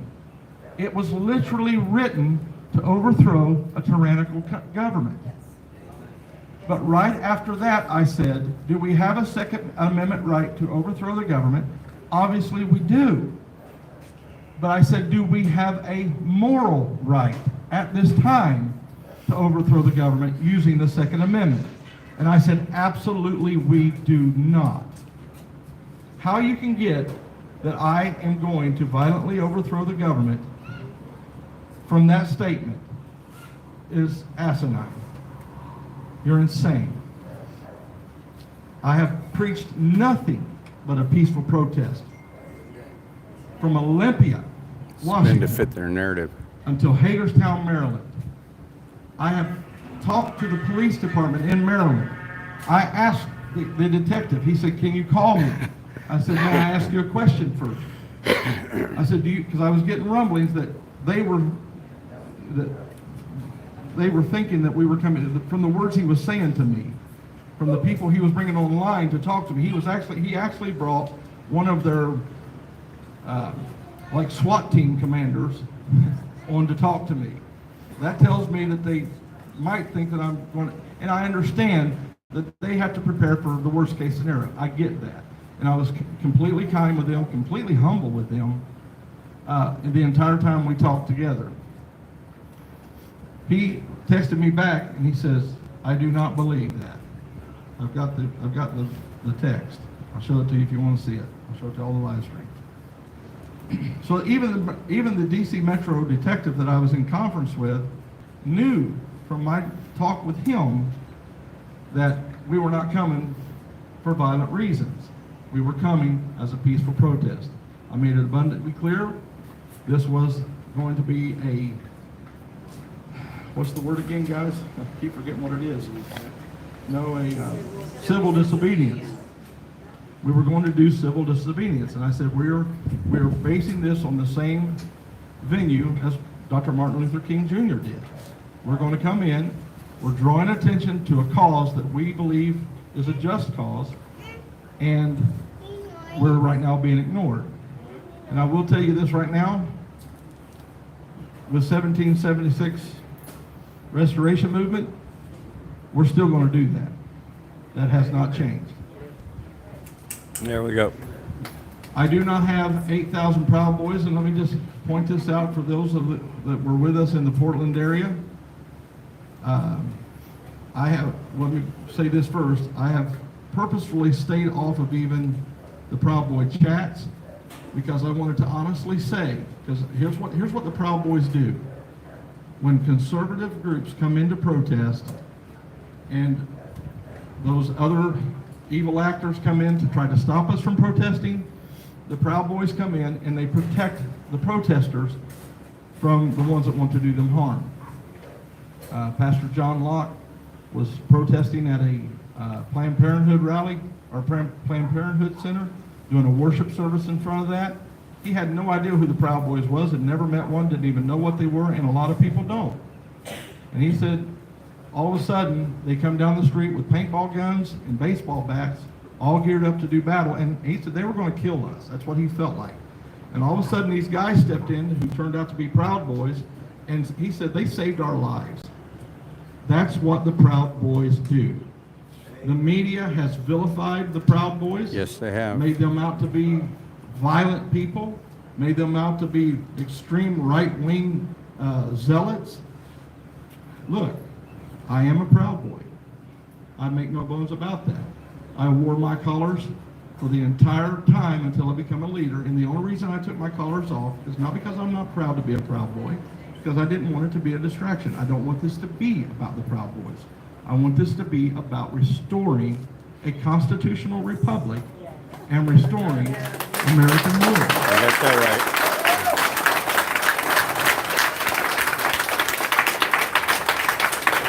In my very first leadership speech, I said, I'm not here to build a YouTube Yeah, I'm going channel. back to work tomorrow.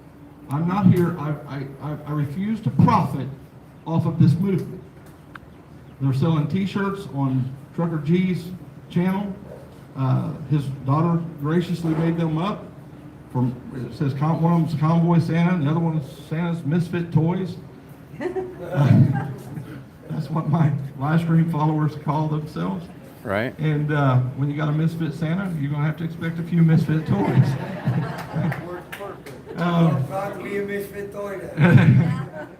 Every dollar that is made off of those t-shirts goes right back in. It will now go into this convoy. They actually were going to TPC at the time. Grey Wolf and GWT 333 have been online. This is the only reason I'm doing this. And I actually seen a video from Sasnak, who, that's the one I actually watched all the way through. Sasnak is a great man.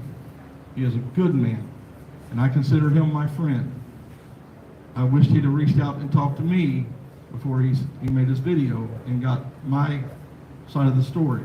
He didn't. And Sasnak, I wish you had it. Still love you, still respect you. And all of you, don't go over there and beat up on Sasnak. He's a good man. Please don't do that. That's not right. And the only reason I'm making this video today is because I want to protect my name. I knew about them disbanding TPC right before I walked, right when I walked off the bus. That's when I first found out about it. I was as destroyed as the rest of you. Maybe a little more than some, because it made me violate my word that I'd give the American people. I'm not going to violate that word. It's not been shelved. It's just been postponed. We are still going to do what we said we were going to do.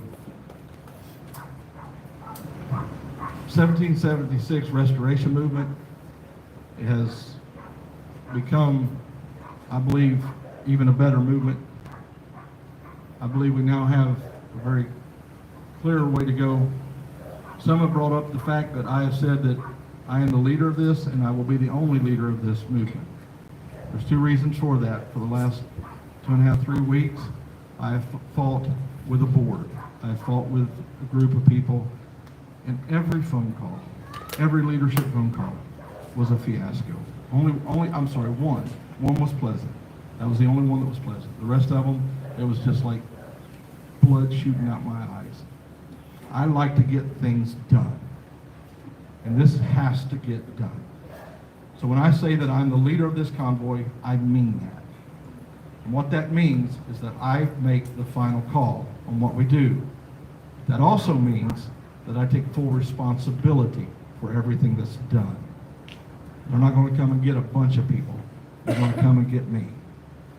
I have a lot of people that are advising me that I have great respect for, that have shown that they have my back and that they're wise people, they're talented people. I will lean on them heavily, but at the end of the day, I will make the final decision on what we do. These people that are standing behind me are standing behind me because they believe not in me, but they believe in this movement. Amen. This is bigger than me. And if I go down, you guys stand up higher. Do you understand that we right now are standing on the backs of those giants of 1776? We're not standing on fresh, flat ground. We are standing on the backs of a Thomas Jefferson, a Madison, a Washington. Those are the men that we stand on the backs of. Those were great men. Somebody take Lola. Those were wise men. Those were strong men. We stand on their backs and focus on bringing our nation back to a constitutional republic. And we will have that. We will have that. I have absolutely no doubt in my mind that at the end of this movement, we will have accomplished our goal. Because I know that not just behind me, but out there watching me right now, are peoples whose hearts, you know something's wrong. You may not know all the details of what's wrong, but you know something's wrong. You've been looking for somebody with the guts to stand up and do this, to follow. Well, you've met the group that's going to do that. I ask you to come and join us.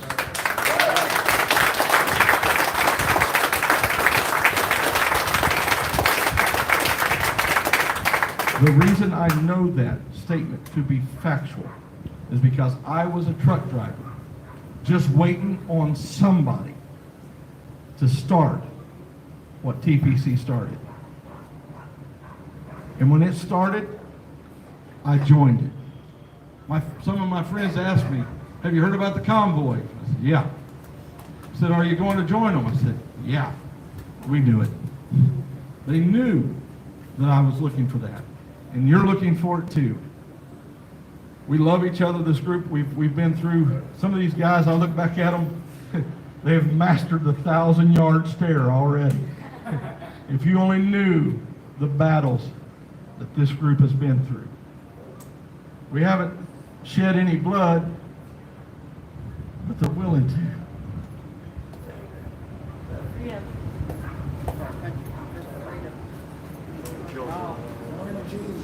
Gray Wolf, Tom, and all the leadership of TPC, I'm sorry you're not here.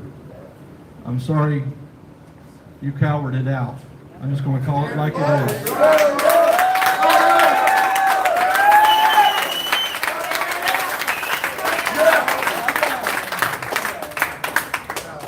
You may not like that, but here's the deal. If you want to fight for freedom only when it's safe to do so, you will never have freedom.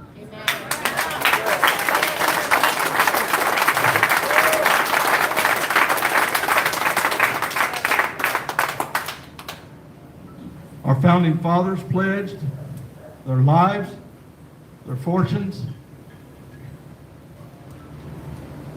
and their sacred honor to give us our freedom. And we will not restore freedom or even maintain freedom unless we have that very same commitment. One man sit beside me on the couch of the bus the other night, and he said that a lot of people weren't joining us because they got upset because I said, when we go to DC, we're going to do it right this time. Was I wrong? No. Did we do it right the first time? No. Everybody knew that. Yep. And you chose, I'm going to tell you what you done when you said that.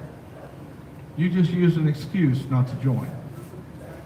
You just used an excuse because you're scared and you don't want to join. I'm just going to call you out. He said, I understood what you were saying, but they don't. I said, so you understood what I was saying? He said, yeah. I said, then how many trucks are you? He owns a company. I said, how many trucks are you bringing to the Convoy? Oh, I got a wife I got to take care of, and I got a company I got to run. I said, have you ever said that you were willing to give your life for your country? He said, yeah. I said, no, you're not.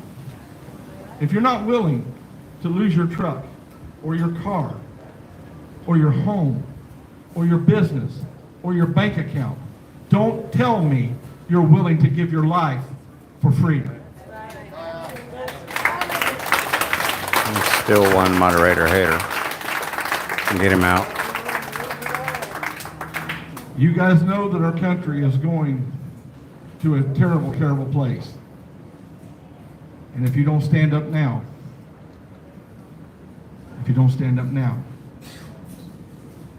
then we're going to lose our nation. They're voting today, they may have already voted, to sign away our nation's sovereignty to the WHO. They're going to give the WHO the permission to take over our nation's medical systems. Actually, if they say that guns are now a pandemic, any pandemic, they're going to be able to roll in and do what they do without your consent whatsoever. We do not accept that. We do not accept that. Here's the deal. You didn't give us our freedom. God did. And you're not going to take it away from us. That's all there is to it. Thank you, guys. I love you. Come and join us. We've got Facebook, 1776 Restoration Movement. We've got Gad, Telegram, Getter, Twitter. Okay. Let me talk to you afterwards. So go to our social media sites. We will have a website up and running pretty soon. It will also have that name. We are not able to take donations right now electronically, but the great people of this area have, and the great people in this convoy. You know what? We have literally, let me just tell you this, we have literally not spent $1 of convoy money since we started. Jackknife needs to go. Every single dollar that has been donated to this cause is still right where it started. Every need that we've had, people from this convoy or people from this community has come out and met that need, and we thank you. I thank all of you. As a matter of fact, the vast majority of the money that the convoy has, or I'm sorry, I'm saying convoy. You guys got to correct me. This movement, the almost the entirety of the money that we have of this movement came from this movement. And pretty soon we'll have an opportunity where you can help us as well. This is going to be a long battle. This is going to be a long battle. It's going to be an expensive battle. We're going to need attorneys. And there's a lot of talent standing behind me right now. And we're going to utilize every single one of them. Their talents are going to be found out, and we're going to utilize them. Some wise people behind them. I appreciate this group. This ain't about Santa. This has absolutely nothing to do with Santa. I'm just the person out front talking right now. This is about restoring our freedom in our constitutional republic and morality in America. I love you all. God bless you. One more thing. Love you too, Santa. You're awesome.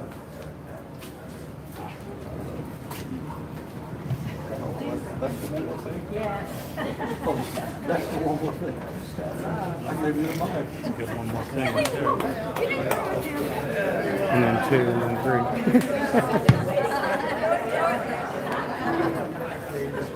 I've never seen a terrorist get hugged like that. Right, for real.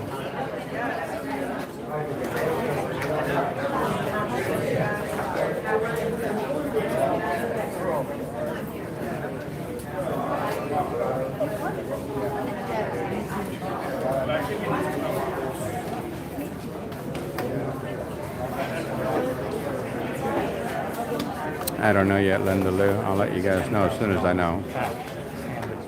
To Santa in the parking lot.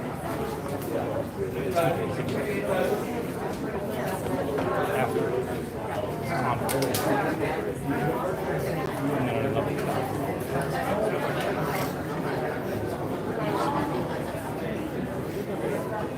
Santa's saying that none of that money is going to spend at this week. It's going to be donated or given by the community. These properties,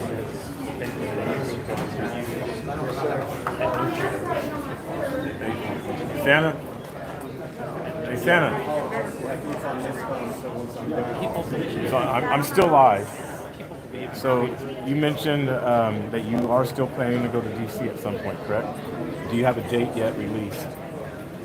I've got one tentative in my head. what we're going to do over the next few weeks is we're going to do some DC convoys. We don't have a lot of money, so we can't. Yeah, and actually, what I'm wanting to do is I'm going to get a hold of local mayors and go and get permission to go in and actually pull in a little flatbed, set up a PA system, go a few days before and just carpet the area with flyers about why we're coming and join us down here and just get our message out. We're going to have to do that the old-fashioned way. Well, except for you guys. We're just going to have to, and we just then go in, have 3 or 4 people get up, speak, have some music, have some fun, stuff like that, but get our message across. And at that point, I will start then telling the date. We are actually going to set a date this time. I'm not going to, I wanted to go in late at night. I want to go in at 1 o'clock in the morning because number one, the place I was wanting to stay, I needed to make sure the parking was open. I sent people down to make sure that at that time and that night that there would be parking available. There was, and so that's why I was going. Number two, I don't want to hurt the residents of DC in any way. If we pull in there and clogging up the streets at 10 o'clock in the afternoon, or in the morning rather, or 2 o'clock in the afternoon, there's a large degree of risk there. Big trucks don't see like little cars, so when we're making corners and all that kind of stuff, I am all about safety. I talked to the DC Metro officer or detective that I was talking to. He said, we just want to make sure that everything's handled safely and stuff. And I asked him, I said, if they want me to pull permits, I resent that. Like I said in Indiana, I resent having to ask for permission from the government to do what the Constitution gives me the right to do. I refuse to do that. That's if it was for anything else, if I'm going to have a party or something like that, that's different. But I'm exercising a right. I'm not asking to have a block party. I'm exercising a right. I had already given them all the information except for 2 things. I hadn't given them where we were going to come and the date and time. Oh, 3 things. I said the date and time and where, and how many vehicles that we were going to have when we came.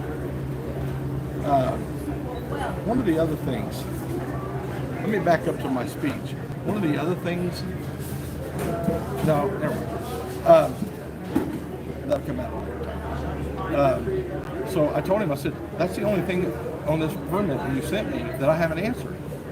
And he says, well, how many vehicles are you going to have? I said, the reason I can't answer that is because I have no idea yet.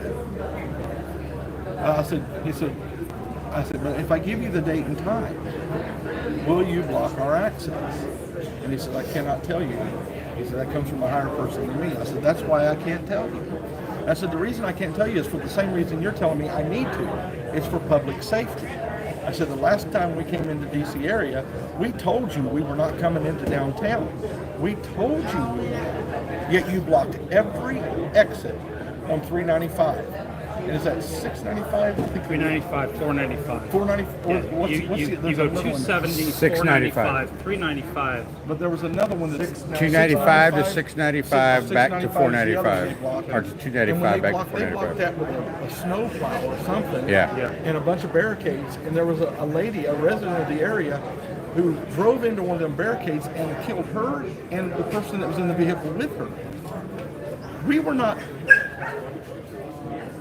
were not planning to go into downtown. They thought we were trying to sneak in another back.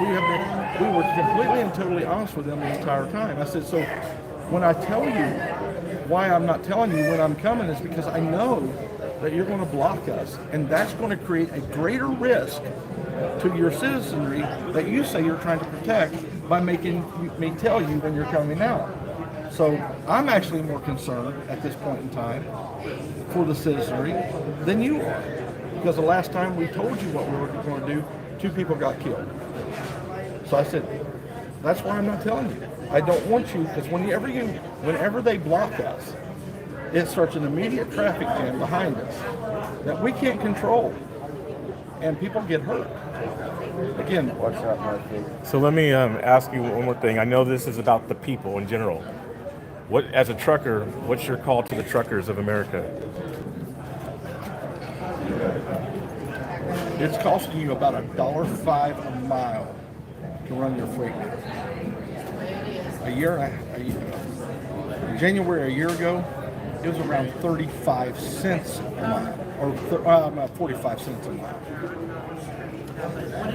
What are you waiting on? What are you waiting on? You're losing money working. Why don't you come out here and do something with your time? You can go broke working, or you can go broke standing up for your constitutional rights. That seems like a no-brainer to me. I've been here for over 11 weeks now. I have not pulled a paycheck in 11 weeks. I've never been this happy in my life. I'm honest. And we had a guy come in here, he's from Indiana, and Bob, one of our Indiana leaders, I don't know where he's at, but he said, I want to read this to you. The guy came in and he just left just a few minutes ago, or earlier this morning. This is what this movement is, guys. I'm gonna tell you what this movement is. He read me that text that he got from his buddy. He said, I had no idea I would feel like I feel leaving this movement. He said, I got to Pennsylvania and I had to pull over, broke down, and was crying buckets.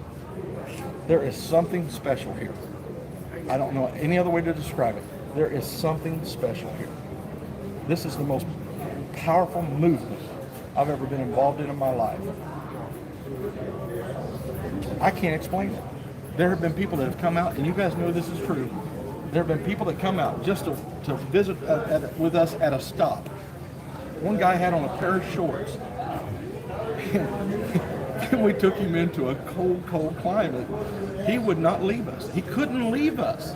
He come out just to meet and greet with us and join the convoy and couldn't leave. Mud Pig, the guy that's been with he's not here right now. He's watching on the live stream. Mud Pig is another one of those stories. He had delivered a load not far. Hi, Mud Pig. How you doing, buddy? He had delivered a load not far from us. Somebody there told him what was going on in Hagerstown. He said, well, I'll just go down and check it out. He stayed with us for 10 weeks or something like that, 11 weeks.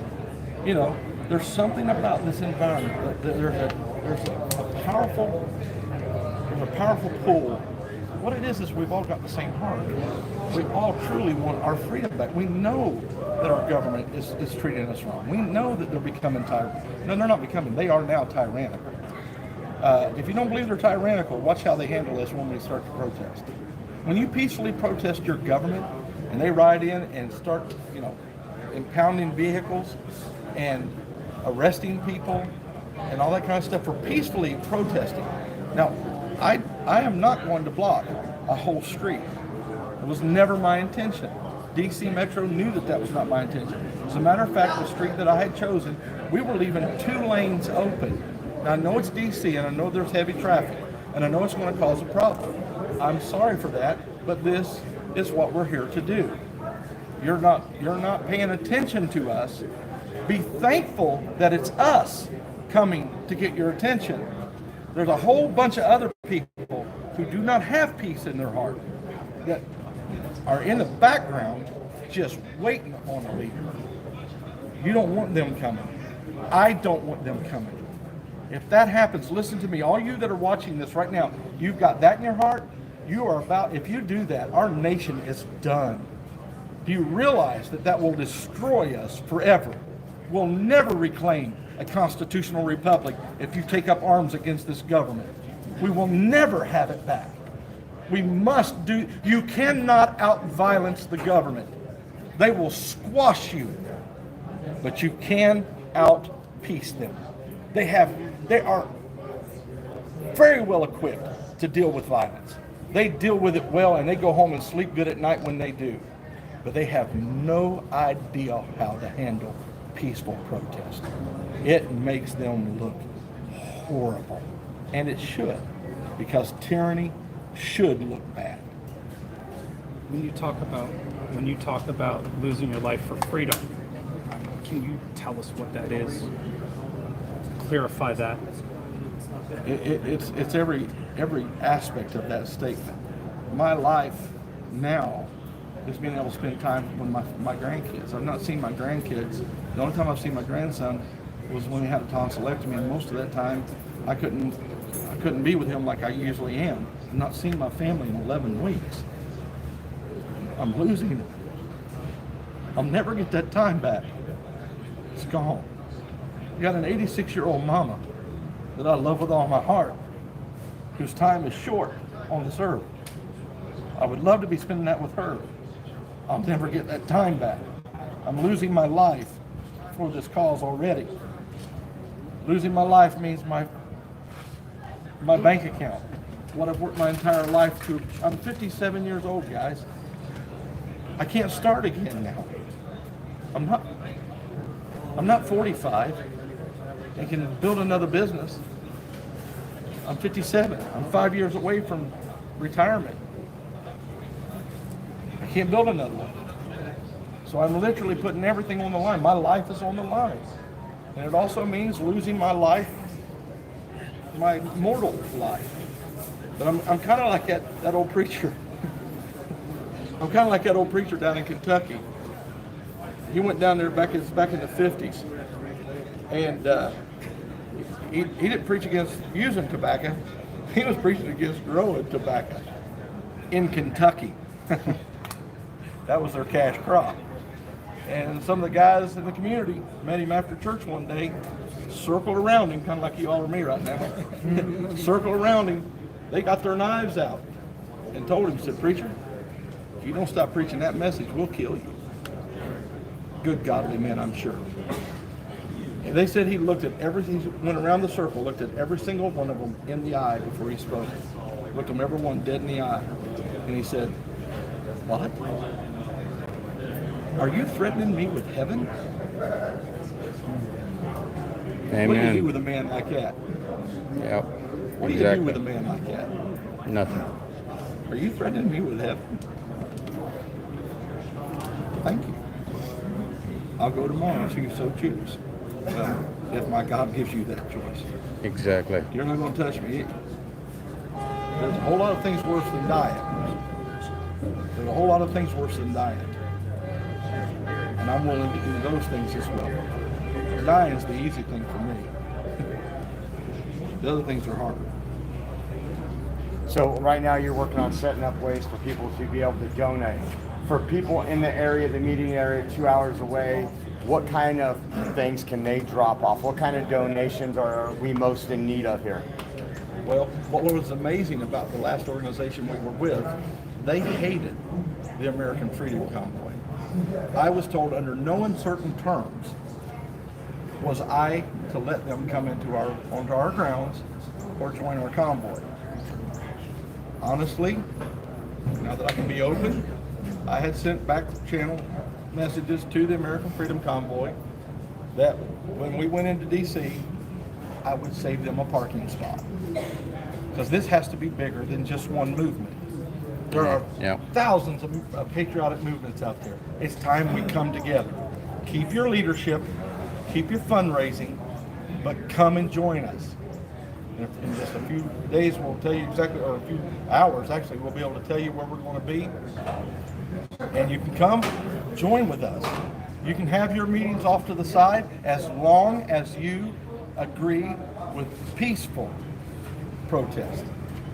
You have to have that. If you come in rolling in with a bunch of guns and a bunch of ammo, then you're not welcome. Because that's what I'm trying to keep from happening. I don't want that to happen. Back to your question. Without fueling our vehicles, we have, they hated the AFC. And they took our reefer trailer, which was their reefer trailer. They had a right to do that. And instead of giving us the opportunity to take the food off of that the American people had donated to them, it's their stuff, they can do whatever they want. But just to show you how cowardly they are, I'm just going to say it because that's what this meeting is about. How cowardly and slimy they are. They went over to AFC, which they hated, and opened the back doors of their reefer trailer and give them all that stuff that was on there, including stuff that we need in order to feed our people. We don't have a reefer trailer, again. So we need a reefer trailer. We need a reefer trailer. We need another drive-in because we've got a lot of stuff. everything we have is packed to the gills because we've got all kinds of stuff that was left there on the ground that we had to get up and put somewhere, and we didn't have that trailer anymore to put it in, so we just been jamming it in this one. Now we did get some, of course that one trailer belongs to somebody else, and all the stuff on that they left, and we appreciate that. But we need a reefer trailer, we need another drive-in. But as far as donations, we can't take like meat and stuff like that right now because we have nowhere to store it until we get the reefer trailer. So look, most people that start something like this, they take months to plan it. We didn't have that opportunity. So we're throwing it together. And the amazing thing is, it is coming together. It's coming together very, very well. And it's coming together quickly. I believe that we'll have a reefer trailer within a couple of days. Guys, there's a call out. I believe that we will have I believe in the American people. I believe in the American people. I believe God will speak to every heart. Every need will be met. I have not wanted for anything for the past 11 years. Hey, Martin, how you doing? Not one thing have I wanted for. I've lost a little weight. I have. I found it. I'm actually going through my last belt loop. You know how when you lose that bit, you're getting there and you go to the last belt loop or the next belt loop, and then all of a sudden you go back. I'm doing that right now with my last one. I'm pretty excited about it. But it's not because of lack of food. There's been plenty of food available to us, and I appreciate that from the American people. They have been so generous, so giving, so supportive of this freedom movement. And I expect them to be just as supportive of this one. This movement here will be completely transparent. Every week we will release how much money we have brought in, how much money we have spent. And I would like an itemized list of where we spent the money. That way there is no question as to our upstanding accounting. And we're going to be frugal with the money and the donations that are given to us. We have to be, good stewards of those funds because the American people expect us to be. You are at home, and if you're taking from your bank account to fund this movement, I guarantee you, we're going to be frugal with what we spend. Like I said, we've not spent any of the money that's been handed to me so far. So that shows you how frugal we're being. Of course, we haven't had to go fuel up anything yet. So, how can people get a hold of you? How can they get a hold of me? Through one of the social media accounts. Just get a hold of them, they'll get a hold of me. We've got 1776 Restoration Movement. Go on Facebook, Twitter, Gab. You guys know Getter, Telegram, Twitter. All of those. There will be a website set up pretty soon, which will have an email attached to it as well. So that's coming out. And as far as donations, may I jump in? Yep, please. As far as donations, for the American people to please help us right now, the best donation you can get ready to make is something monetary. And I say that because our bodies are being fueled here. We are getting the food that we need, like Santa was talking about. But what we can really use is fuel for the vehicles. We need to have this be a strong movement. We need to be able to fuel many vehicles, and it costs a lot of money to fuel these vehicles. So if you could please send in donations in that way. Yeah, I do remember some of the meetings I was in, some of the figures that were thrown out. There were some of those fuel stops that cost over $60,000 in one pot. You start seeing a lot of money come in. Everybody's like, "That's a lot of money." No, and not with fuel the price that it is. Right. And it takes fuel to fuel this movement, and that's what we're going to need a lot of funds. Good question. So you have your advisors, your trusted advisors. And you had everybody raise their hands earlier, and you also said that you're open to suggestions. Absolutely. Will this be run like a democracy? No. Okay. No. There'll be advisors. I don't believe in democracy. My founding fathers didn't believe in democracy. Okay. So will your people who are not in your advisory group be able to voice their opinions and have them heard? Absolutely. And have them processed and brought to you? What's going to happen is you're not going to bring that to me. You're going to bring that to those people. I can't handle everybody coming to me at once. Like I said the other day, I'm not kidding. It took me a half an hour to go from my truck to the porta potty and back to my truck because I was stopped multiple times on the way. As a matter of fact, I stood at the porta potty, and this was in the morning, if you get what I'm saying, with the door open, and somebody was talking to me. I'm a kind soul. I want to hear what people have to say.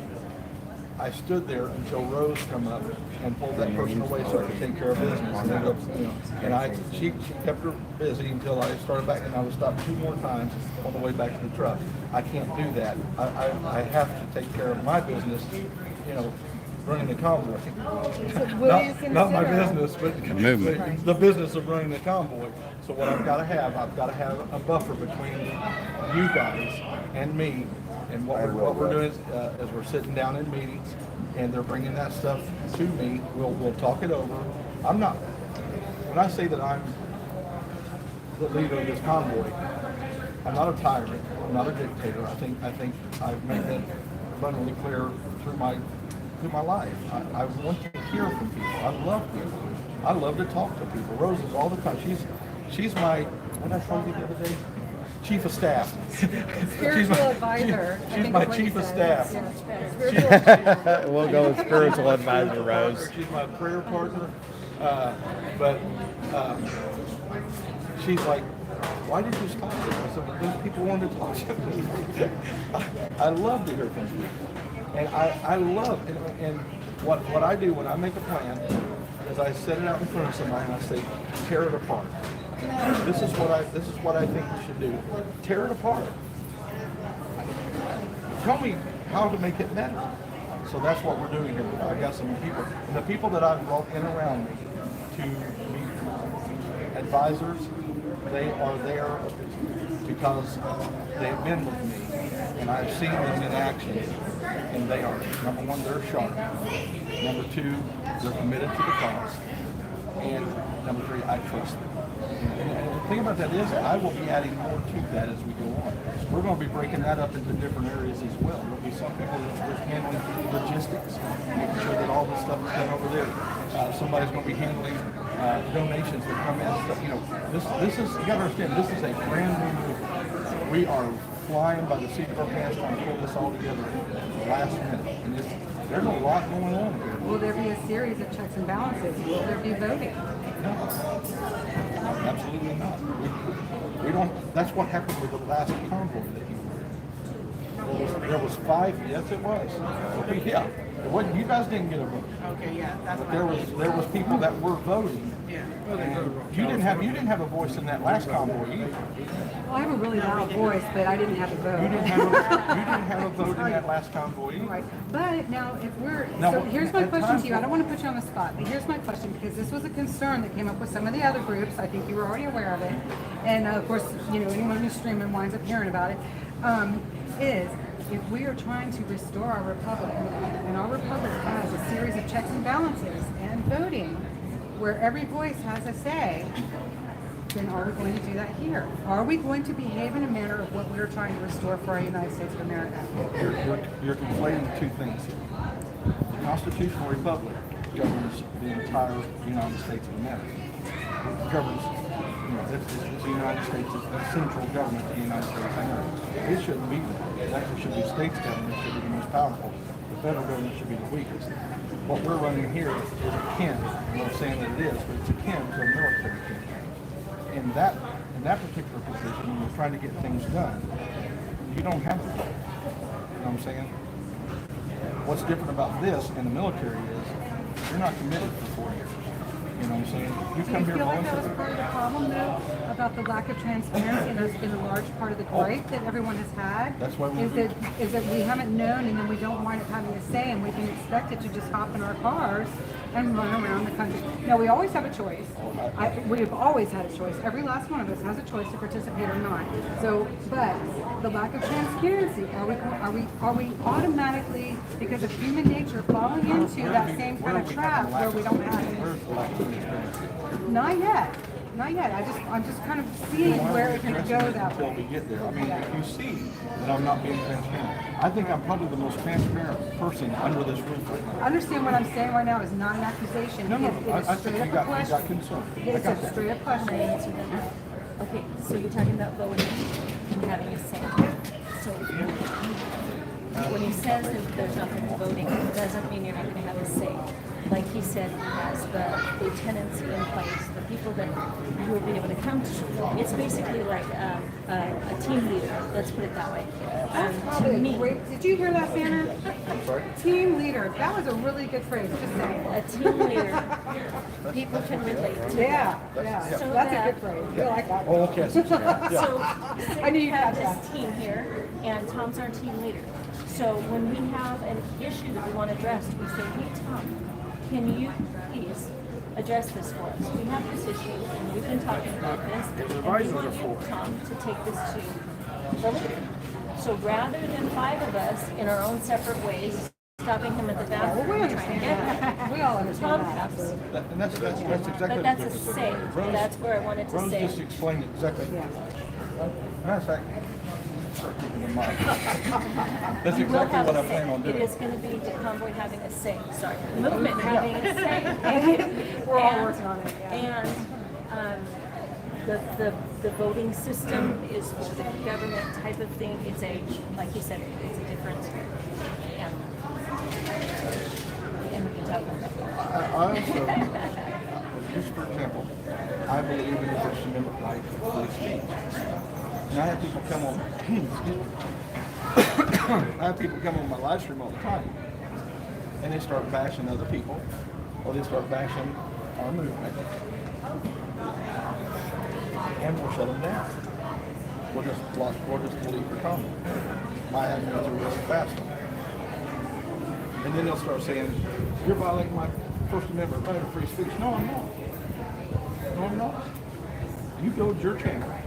You can say whatever you want to say. You know, you're not going to come in my house. My dad raised me this way. Your dad probably did too. My house and my rules. All right?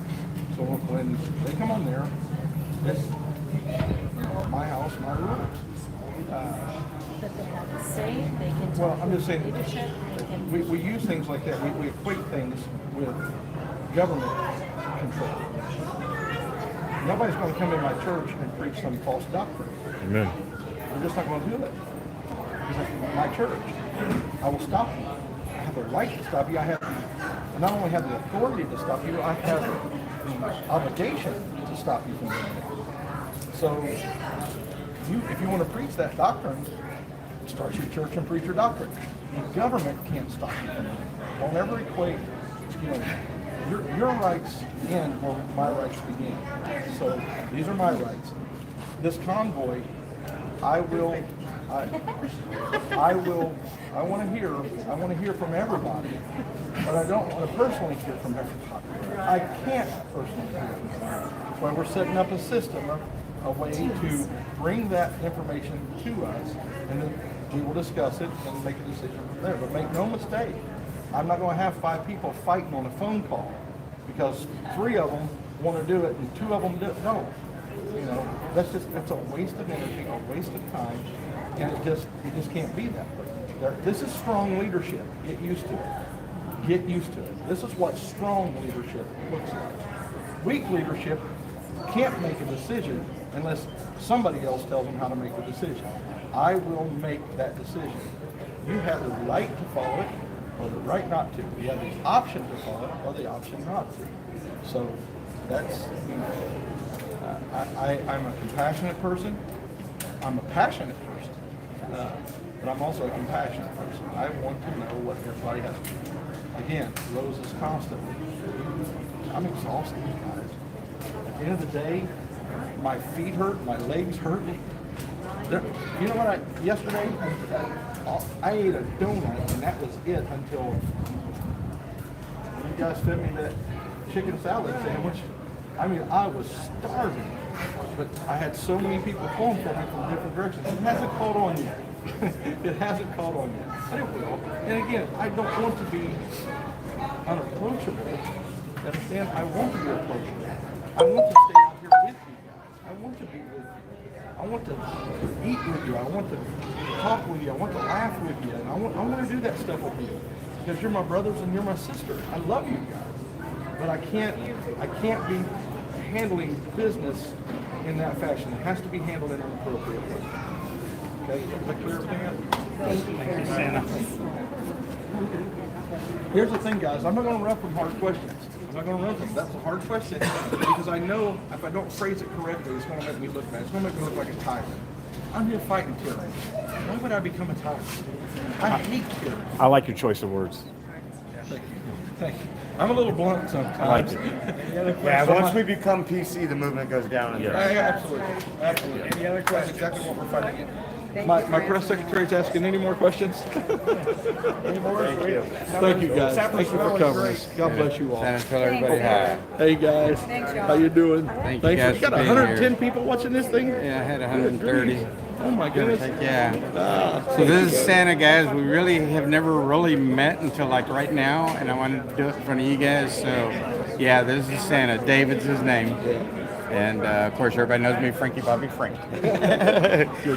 Santa, nice to meet you, sir. And I'm going to be here. You got somebody here, yes. It's what we need. It's what we've been needing. It's what we did not have. That was direct leadership, in my opinion. And I've been in the military, so I've been through those rigmaroles, and I know how all that works. So I'm never here. going to ask you to do something that I'm not going to do myself. That's what I live by myself. That's what I live by myself. Especially if it's dangerous. I flew I know, back. right? I flew back from my grandson. I was supposed to be out there I was going to fly out the next Monday. Okay. Yes, we did. I flew back. I was with him one day. I was supposed to be there for 4 days, I think it was. Right. Because they were going to go through Portland. And I said, I can't let them go through without me. Right. I cannot let them go through that without me. I flew back early just to be ready. I can't. Awesome. It was my plan. Well, right. You know, I put it together. Yeah. And So that was your route, the way y'all came. Awesome, I appreciated it. All right, well, it's nice talking with you, and I'm sure we're going to have plenty more chats. Thanks, Santa. All right, guys, there you go. So does that give you any idea, whoever it was that was asking the question? I'm losing juice. I'm fixing to go try to plug in. Hopefully my battery does not die, and it will accept a plug-in. I don't know how hot it is. Oh, it's not that hot, so it should start charging immediately, guys. I'm going to leave you on. I'm going to grab some food. You can see they're serving food over there. I'm going to grab me some. But my battery's almost dead. Oh my goodness.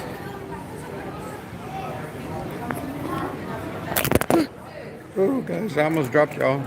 Y'all went upside down anyway. Ah, there it goes. All right, got plugged back in, so switch in the tripod so that I can go get some food, guys. You'll be just looking out at the sign, probably where Santa's at. Seeing as how he's over there by the sign. But hey, you guys that watch LT, and we know, did y'all notice that particular sign? Because right there is an "and we know" flag. This gentleman's been carrying this sign around for a while. It's time to stand for freedom. And that 3 videos ago, and that was the very first picture where LT, hello Jersey Dolphins. Yes, I'm fine, thank you guys. Do this in DC again. We're still here. We're still here. We're not giving up. Now I'm dizzy. Sorry. Hey, Billy Daniels. How you doing? Good to see you here, buddy. Good to see you here. Yes, and I did see you guys chatting about his channel, Billy Daniels Sings 2. The number 2. Billy Daniels Sings, the number 2. Go check out his channel. Give him some likes. Give him some comments.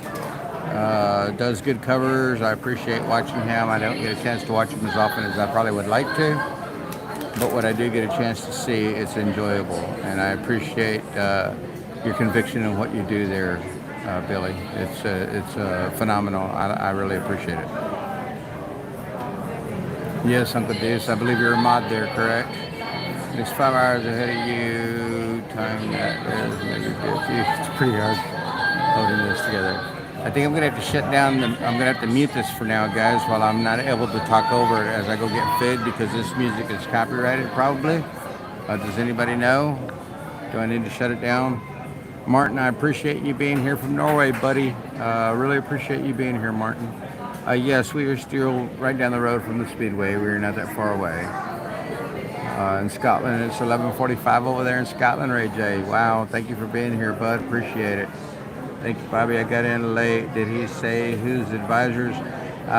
All the advisors have been noted in a previous meeting to this one just now. This one just now was a Santa meeting. The one we had earlier was us advisors, or the people, the advisors type meeting. That was the one that I shut off earlier because that's what we were going through. We were all involved. It wasn't just shut down to those particular advisors on the meeting that we had previously. It was kind of like everybody that's here, here's the information we're going to be able to give you guys. It's nothing more than what he just told you guys over there. It just had to do with the advisors that are in place. So, yeah. Do I need to shut this music off? Do I need to put you guys in mute? At least till I can come back and talk, till I get my food, maybe go sit in my truck, I don't know. Thank you, Gary, for being here and taking care of the insane asylum that had overrun my chat. I appreciate you being here. And for those of you that don't understand, you heard what Santa had to say. I pretty much stand on that wholeheartedly. Somebody asked me if I was going to become part of the group. I am the group with them. Been part of it from day one, before GPC dispersed. I've been tied into the people that are behind this whole movement right now, here, with what we got right now. Is my number one news source as well, D. Vincent. Thank you for being here. LT is awesome. I shout him out all the time, D. Vincent. I have not sent him pictures of me wearing the end we know merchandise here at the Convoy. I need to go back and look for pictures. But yeah, so I hadn't done that yet.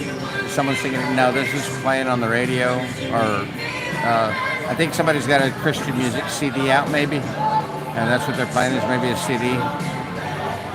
I just don't want it to kick it's probably going to kick my channel anyway. No, the other meeting was on another channel. Okay, so I should be good. I don't know. All right, so I'm just glad you're standing.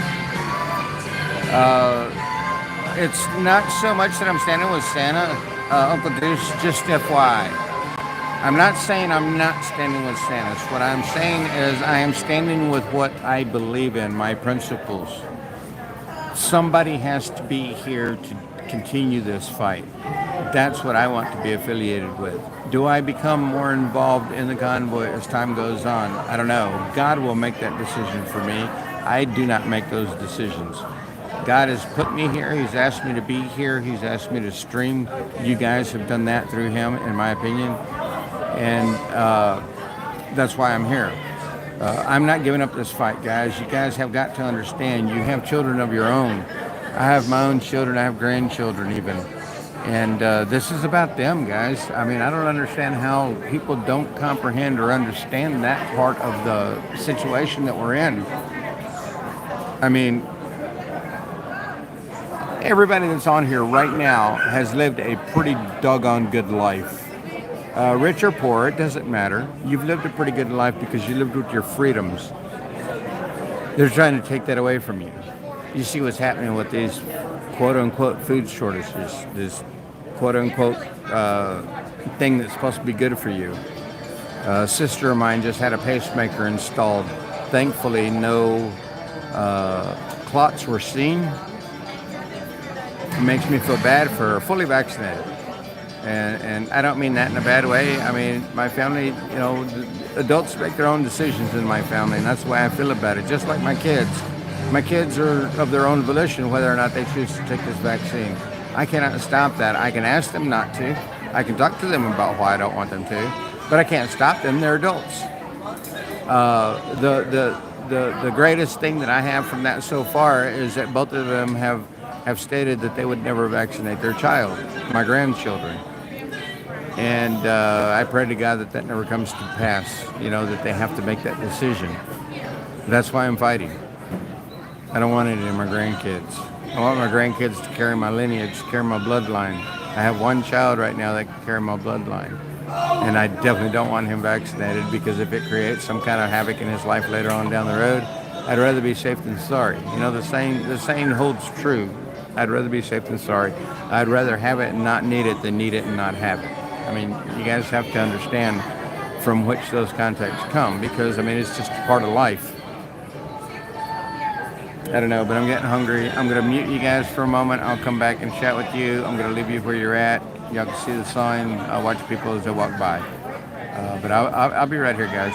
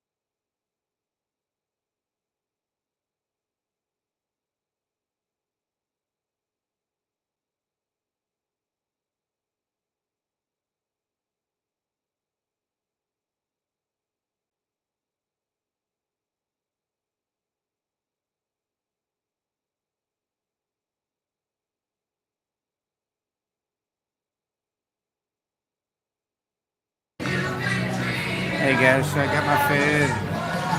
Got me a ginger ale.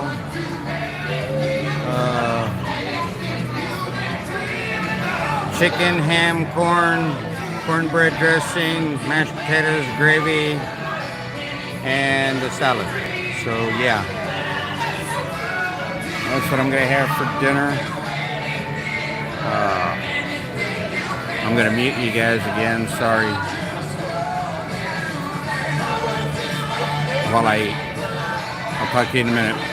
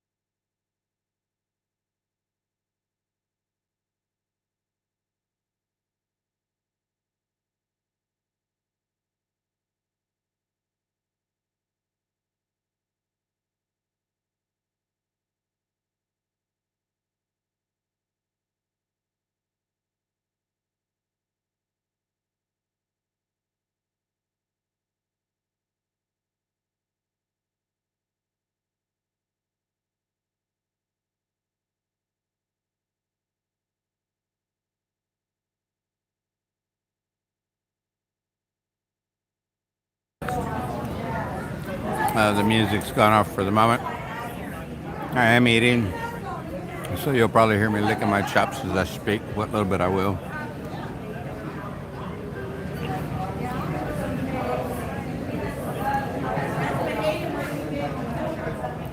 You know, I know a lot of you heard a call of support from Santa to everyone, pretty much. Guys, everybody must understand this is much bigger than us. We're just a small fraction at the bottom of the puddle right now. We need this to turn into a lake. We need people to be here. We need convergence. We need to get together. You heard how Santa's trying to unite the other convoys into, or the other groups. I'm going to use the term groups. Heard how Santa's trying to unite the other groups to come back or to be a part of this as their own entity, but with us, side by side, hand in hand, however you want to look at it.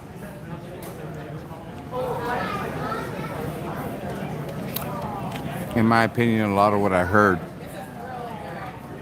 up to this point,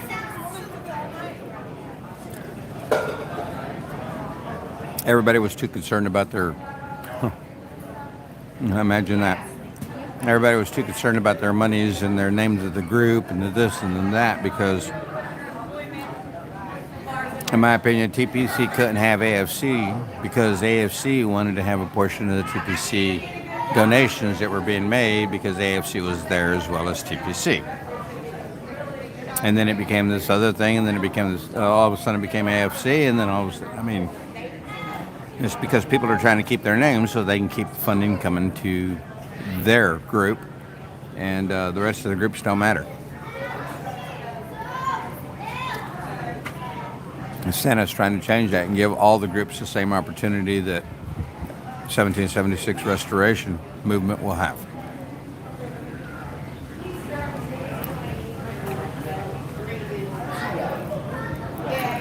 And let them keep their money. They make their money. They get their donations. 1776 keeps their money. They get their donations. You have your group over there. We'll have our group over here. When we go to Convoy, we'll all merge at a said point, X point, however you want to look at it. And down to DC or whatever it is we're going to do that day, we go. I told you guys there was a lot of logistics that were going on in the background that nobody could see and I couldn't speak on. And those logistics are where we are right now. That's where they brought us to, those logistics. It wasn't like as if this was a pre-planned thing.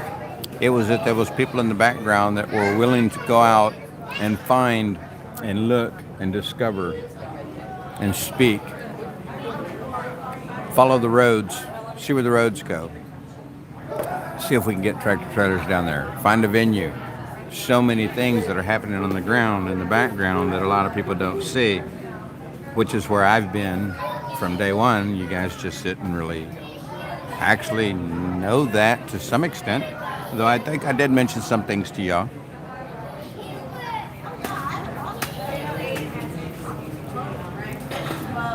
So when you ask if I'm with Santa, well, we're all together. It's not me with Santa, Santa with me. We're all together.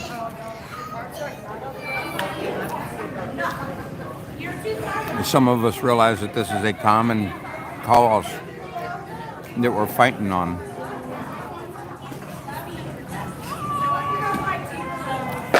Not worried about the political correctness of what we're doing. I've personally never really cared about what other people have to say about me. It doesn't matter to me. It doesn't affect me. It doesn't hurt me one single bit. You can slander me. You can talk badly about me. You can do whatever you want. But I also believe that every individual reserves their own right. If somebody were to attack you, I would be there to defend you, whether you choose to have me there or not. That's just the type of person that I am. If you attack me, doesn't mean I'm going to be attacking you. Some things do trigger. I'm not going to lie to you. We're all human. We all have thresholds. If we didn't have thresholds, we'd be dead, in my opinion. Because if we didn't have thresholds, we'd do everything to the extreme, and the extreme causes death, in my opinion.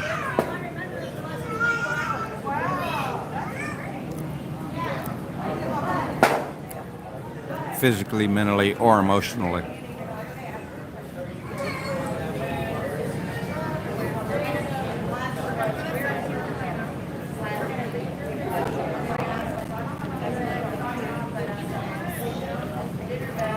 I don't know, maybe my thinking's off, you never know. This shredded chicken has the most intense smoke flavor. It is so good. Oh, who was over there eating veggies or something out of a can a while ago? Was that you, Uncle Deuce? Dude, you have no idea what you're missing. This is so good.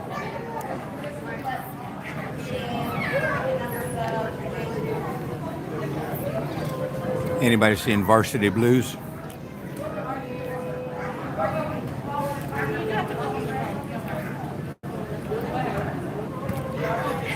If you have this meal, I'd give it a 10.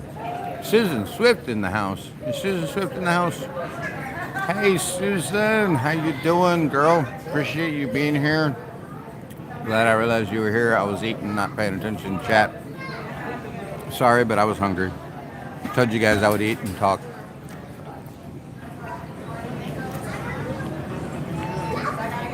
Haven't even taken a drink because I just keep shoveling food in my mouth between speech or between talking.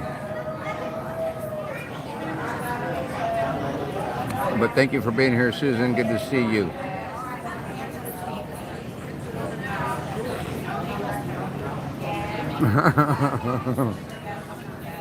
That's funny, Susan. Yes, ma'am. Thank you. Java came in the other night. I told her if she could tell you hi. I don't know if she was able to, but hi, Susan.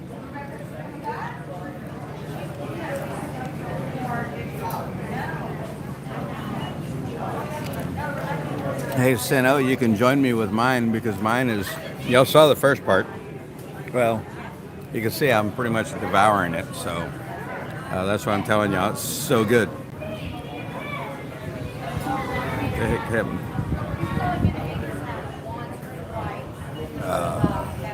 I'm going to shift a little bit so I can see chat a little bit easier while I'm trying to eat. Not really wanting to show people eating, but you know how it is. You only get so many choices. Sorry, Sino, but it's good.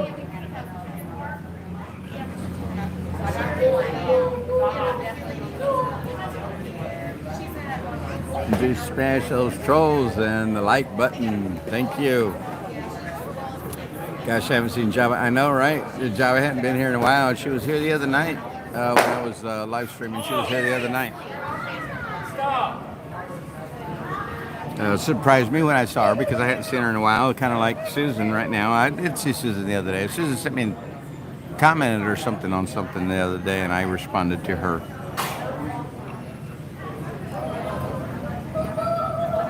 But I appreciate it when you ladies show up. My windshield is beautiful.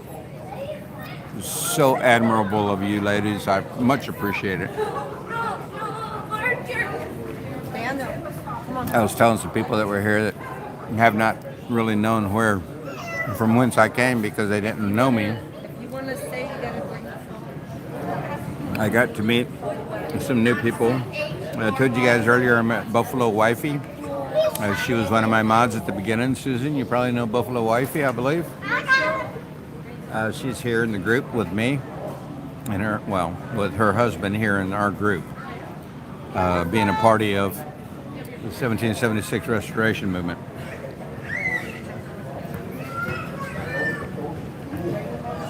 Check it out, guys, if you want. Twitter, Gab. It's totally fine, Susan. I understand we all live busy lives. We all have things we need to be doing. It's totally understandable. I don't doubt you in any way. I appreciate it when you're here. It makes me, I don't know, it kind of gives me an extra pick-me-up seeing you in my live stream, in my chat. Because I have the utmost respect for what you and Java did for me. It'll never be forgotten. That can be promised.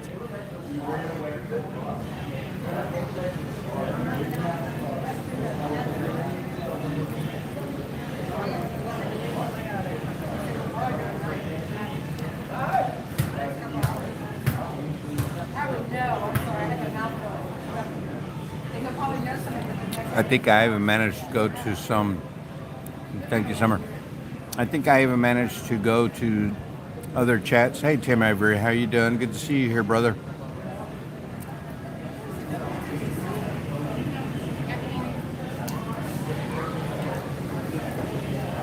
It was very nice to meet Buffalo Wifey. Yeah, it was too cool.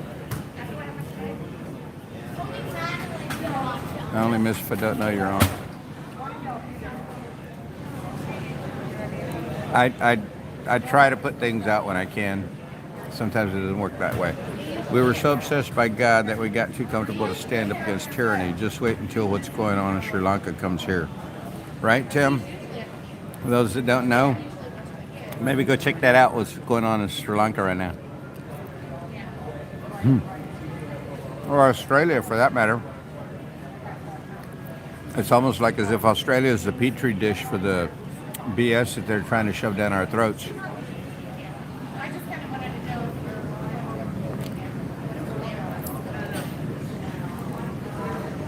And they will. They'll try to shove it down our throats. I don't know how many of y'all listen to, trying to think of who made the speech.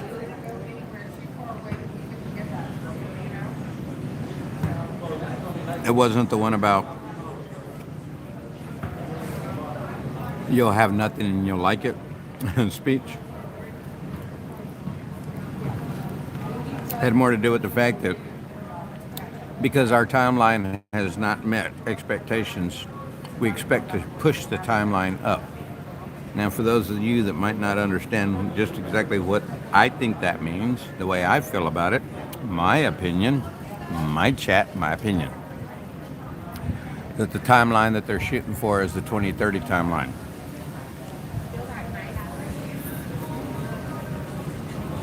If you don't know what that comment means, that phrase means, go look it up, the 2030 agenda. And I believe, well, I know it was promoted by Klaus. I don't think it was put out by, I don't know if it was put out by Klaus or not. Maybe it was put out by Klaus Schwab. But look it up, 2030 agenda. They're trying to push up the timeline. And tell me that isn't a bad thing. Go read it. Go find out. Educate. Use discernment.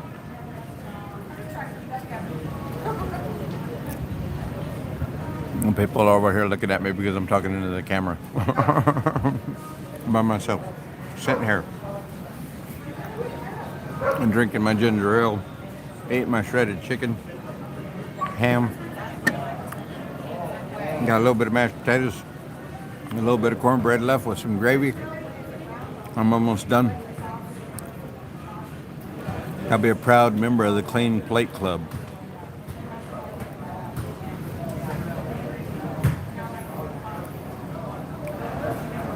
But I always clean my place. Sometimes I just wish I didn't put as much on it as I do. And make it easier to clean.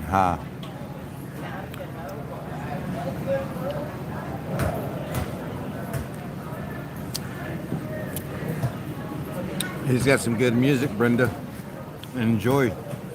I know I have been. He came on a live one time, introduced himself to me pretty much. Asked me to check out his site. I did.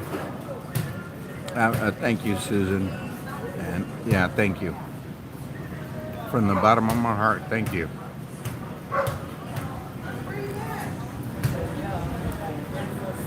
A doll, Brenda.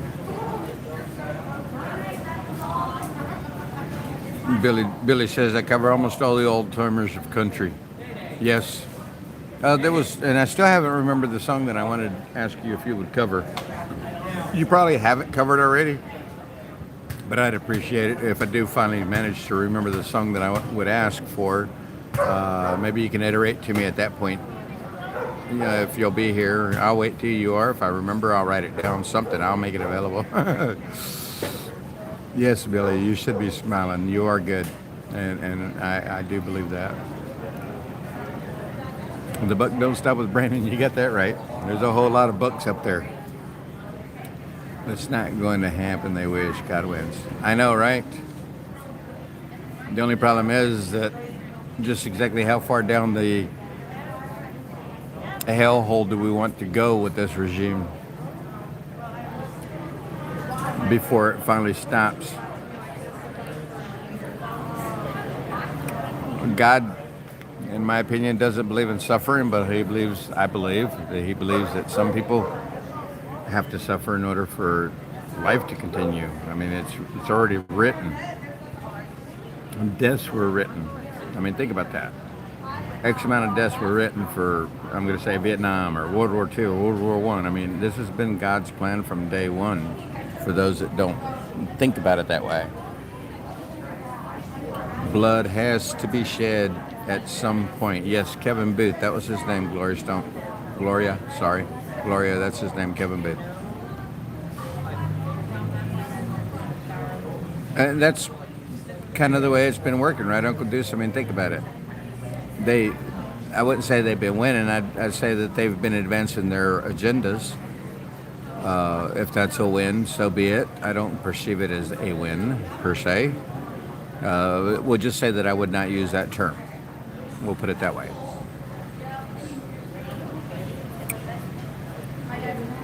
Yes, what is going on with the Who is very, very bad.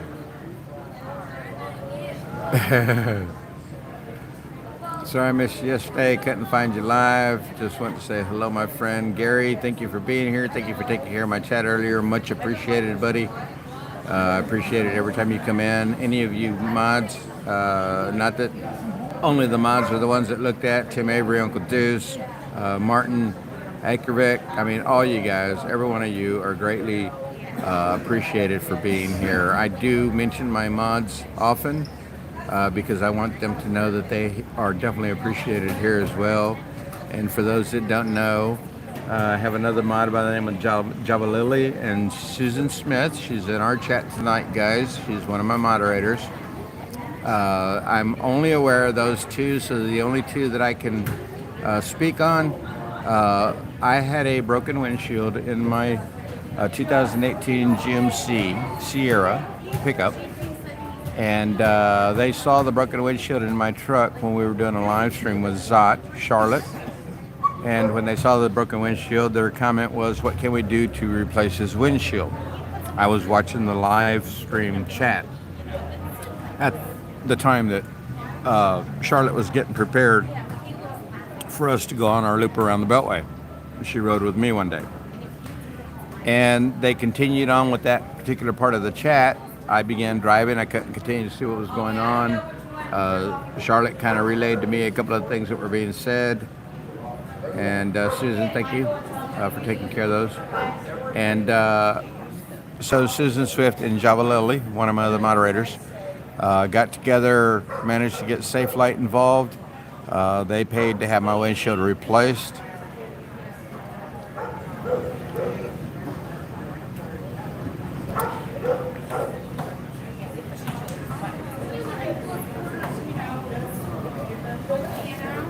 Personally, having a moment. Personally, I couldn't appreciate those two ladies enough. I couldn't show them enough thank you for what they did for me. So that you guys know, I only know these ladies here. I don't know them from a hole in the ground from anywhere. I don't think I even know, possibly I might, if I go back and look at some things. I don't even possibly know what state they're from, but they managed to put it together. I was not allowed to see the bill at the end. They said that receipt was going directly to the person that was responsible for it. I told them that was fine. I understand. Later on, I believe somebody in my chat, because I had told them that I had not seen the bill. I didn't know how much it cost. I think somebody later on in my chat, a couple of days later, whatever it was. Hey Patricia, how you doing? I'm doing well, thank you. I think somebody said it was a $1,000 bill. I don't know that for a fact. But I mean, how much appreciation can you show for somebody doing something like that from you out of the kindness of their own hearts? And like I said, not knowing them from a hole in the ground, meaning they don't know me from a hole in the ground, but they put forth that effort to do that for me out of the kindness of their hearts. I know, right? Kind of gets stuck in the throat a little bit. Kind of makes the eyes water a little bit. I hear you, Uncle Deuce.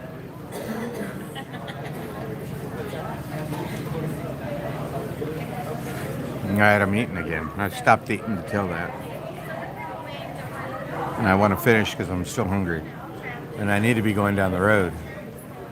What time is it? 7:20.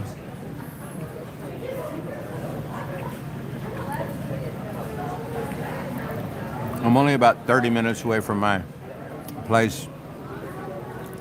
I told you guys earlier that we were in Hagerstown. That was not 100% true. We're actually in Williamsport, which is just south of Hagerstown. It's 10 minutes away from the Speedway, give or take. Maybe 15. Where we're supposed to be going to base. Word right now that's been told to me, and it's confirmed but not set in stone, we'll say, is we're going into a place in Bunker Hill. We'll be receiving information on that. Something may be told to the people tonight. I'll probably get a text over it. If we don't find out tonight, we will know tomorrow. We were only to be here 2 nights, which we were here last night and tonight. Yeah.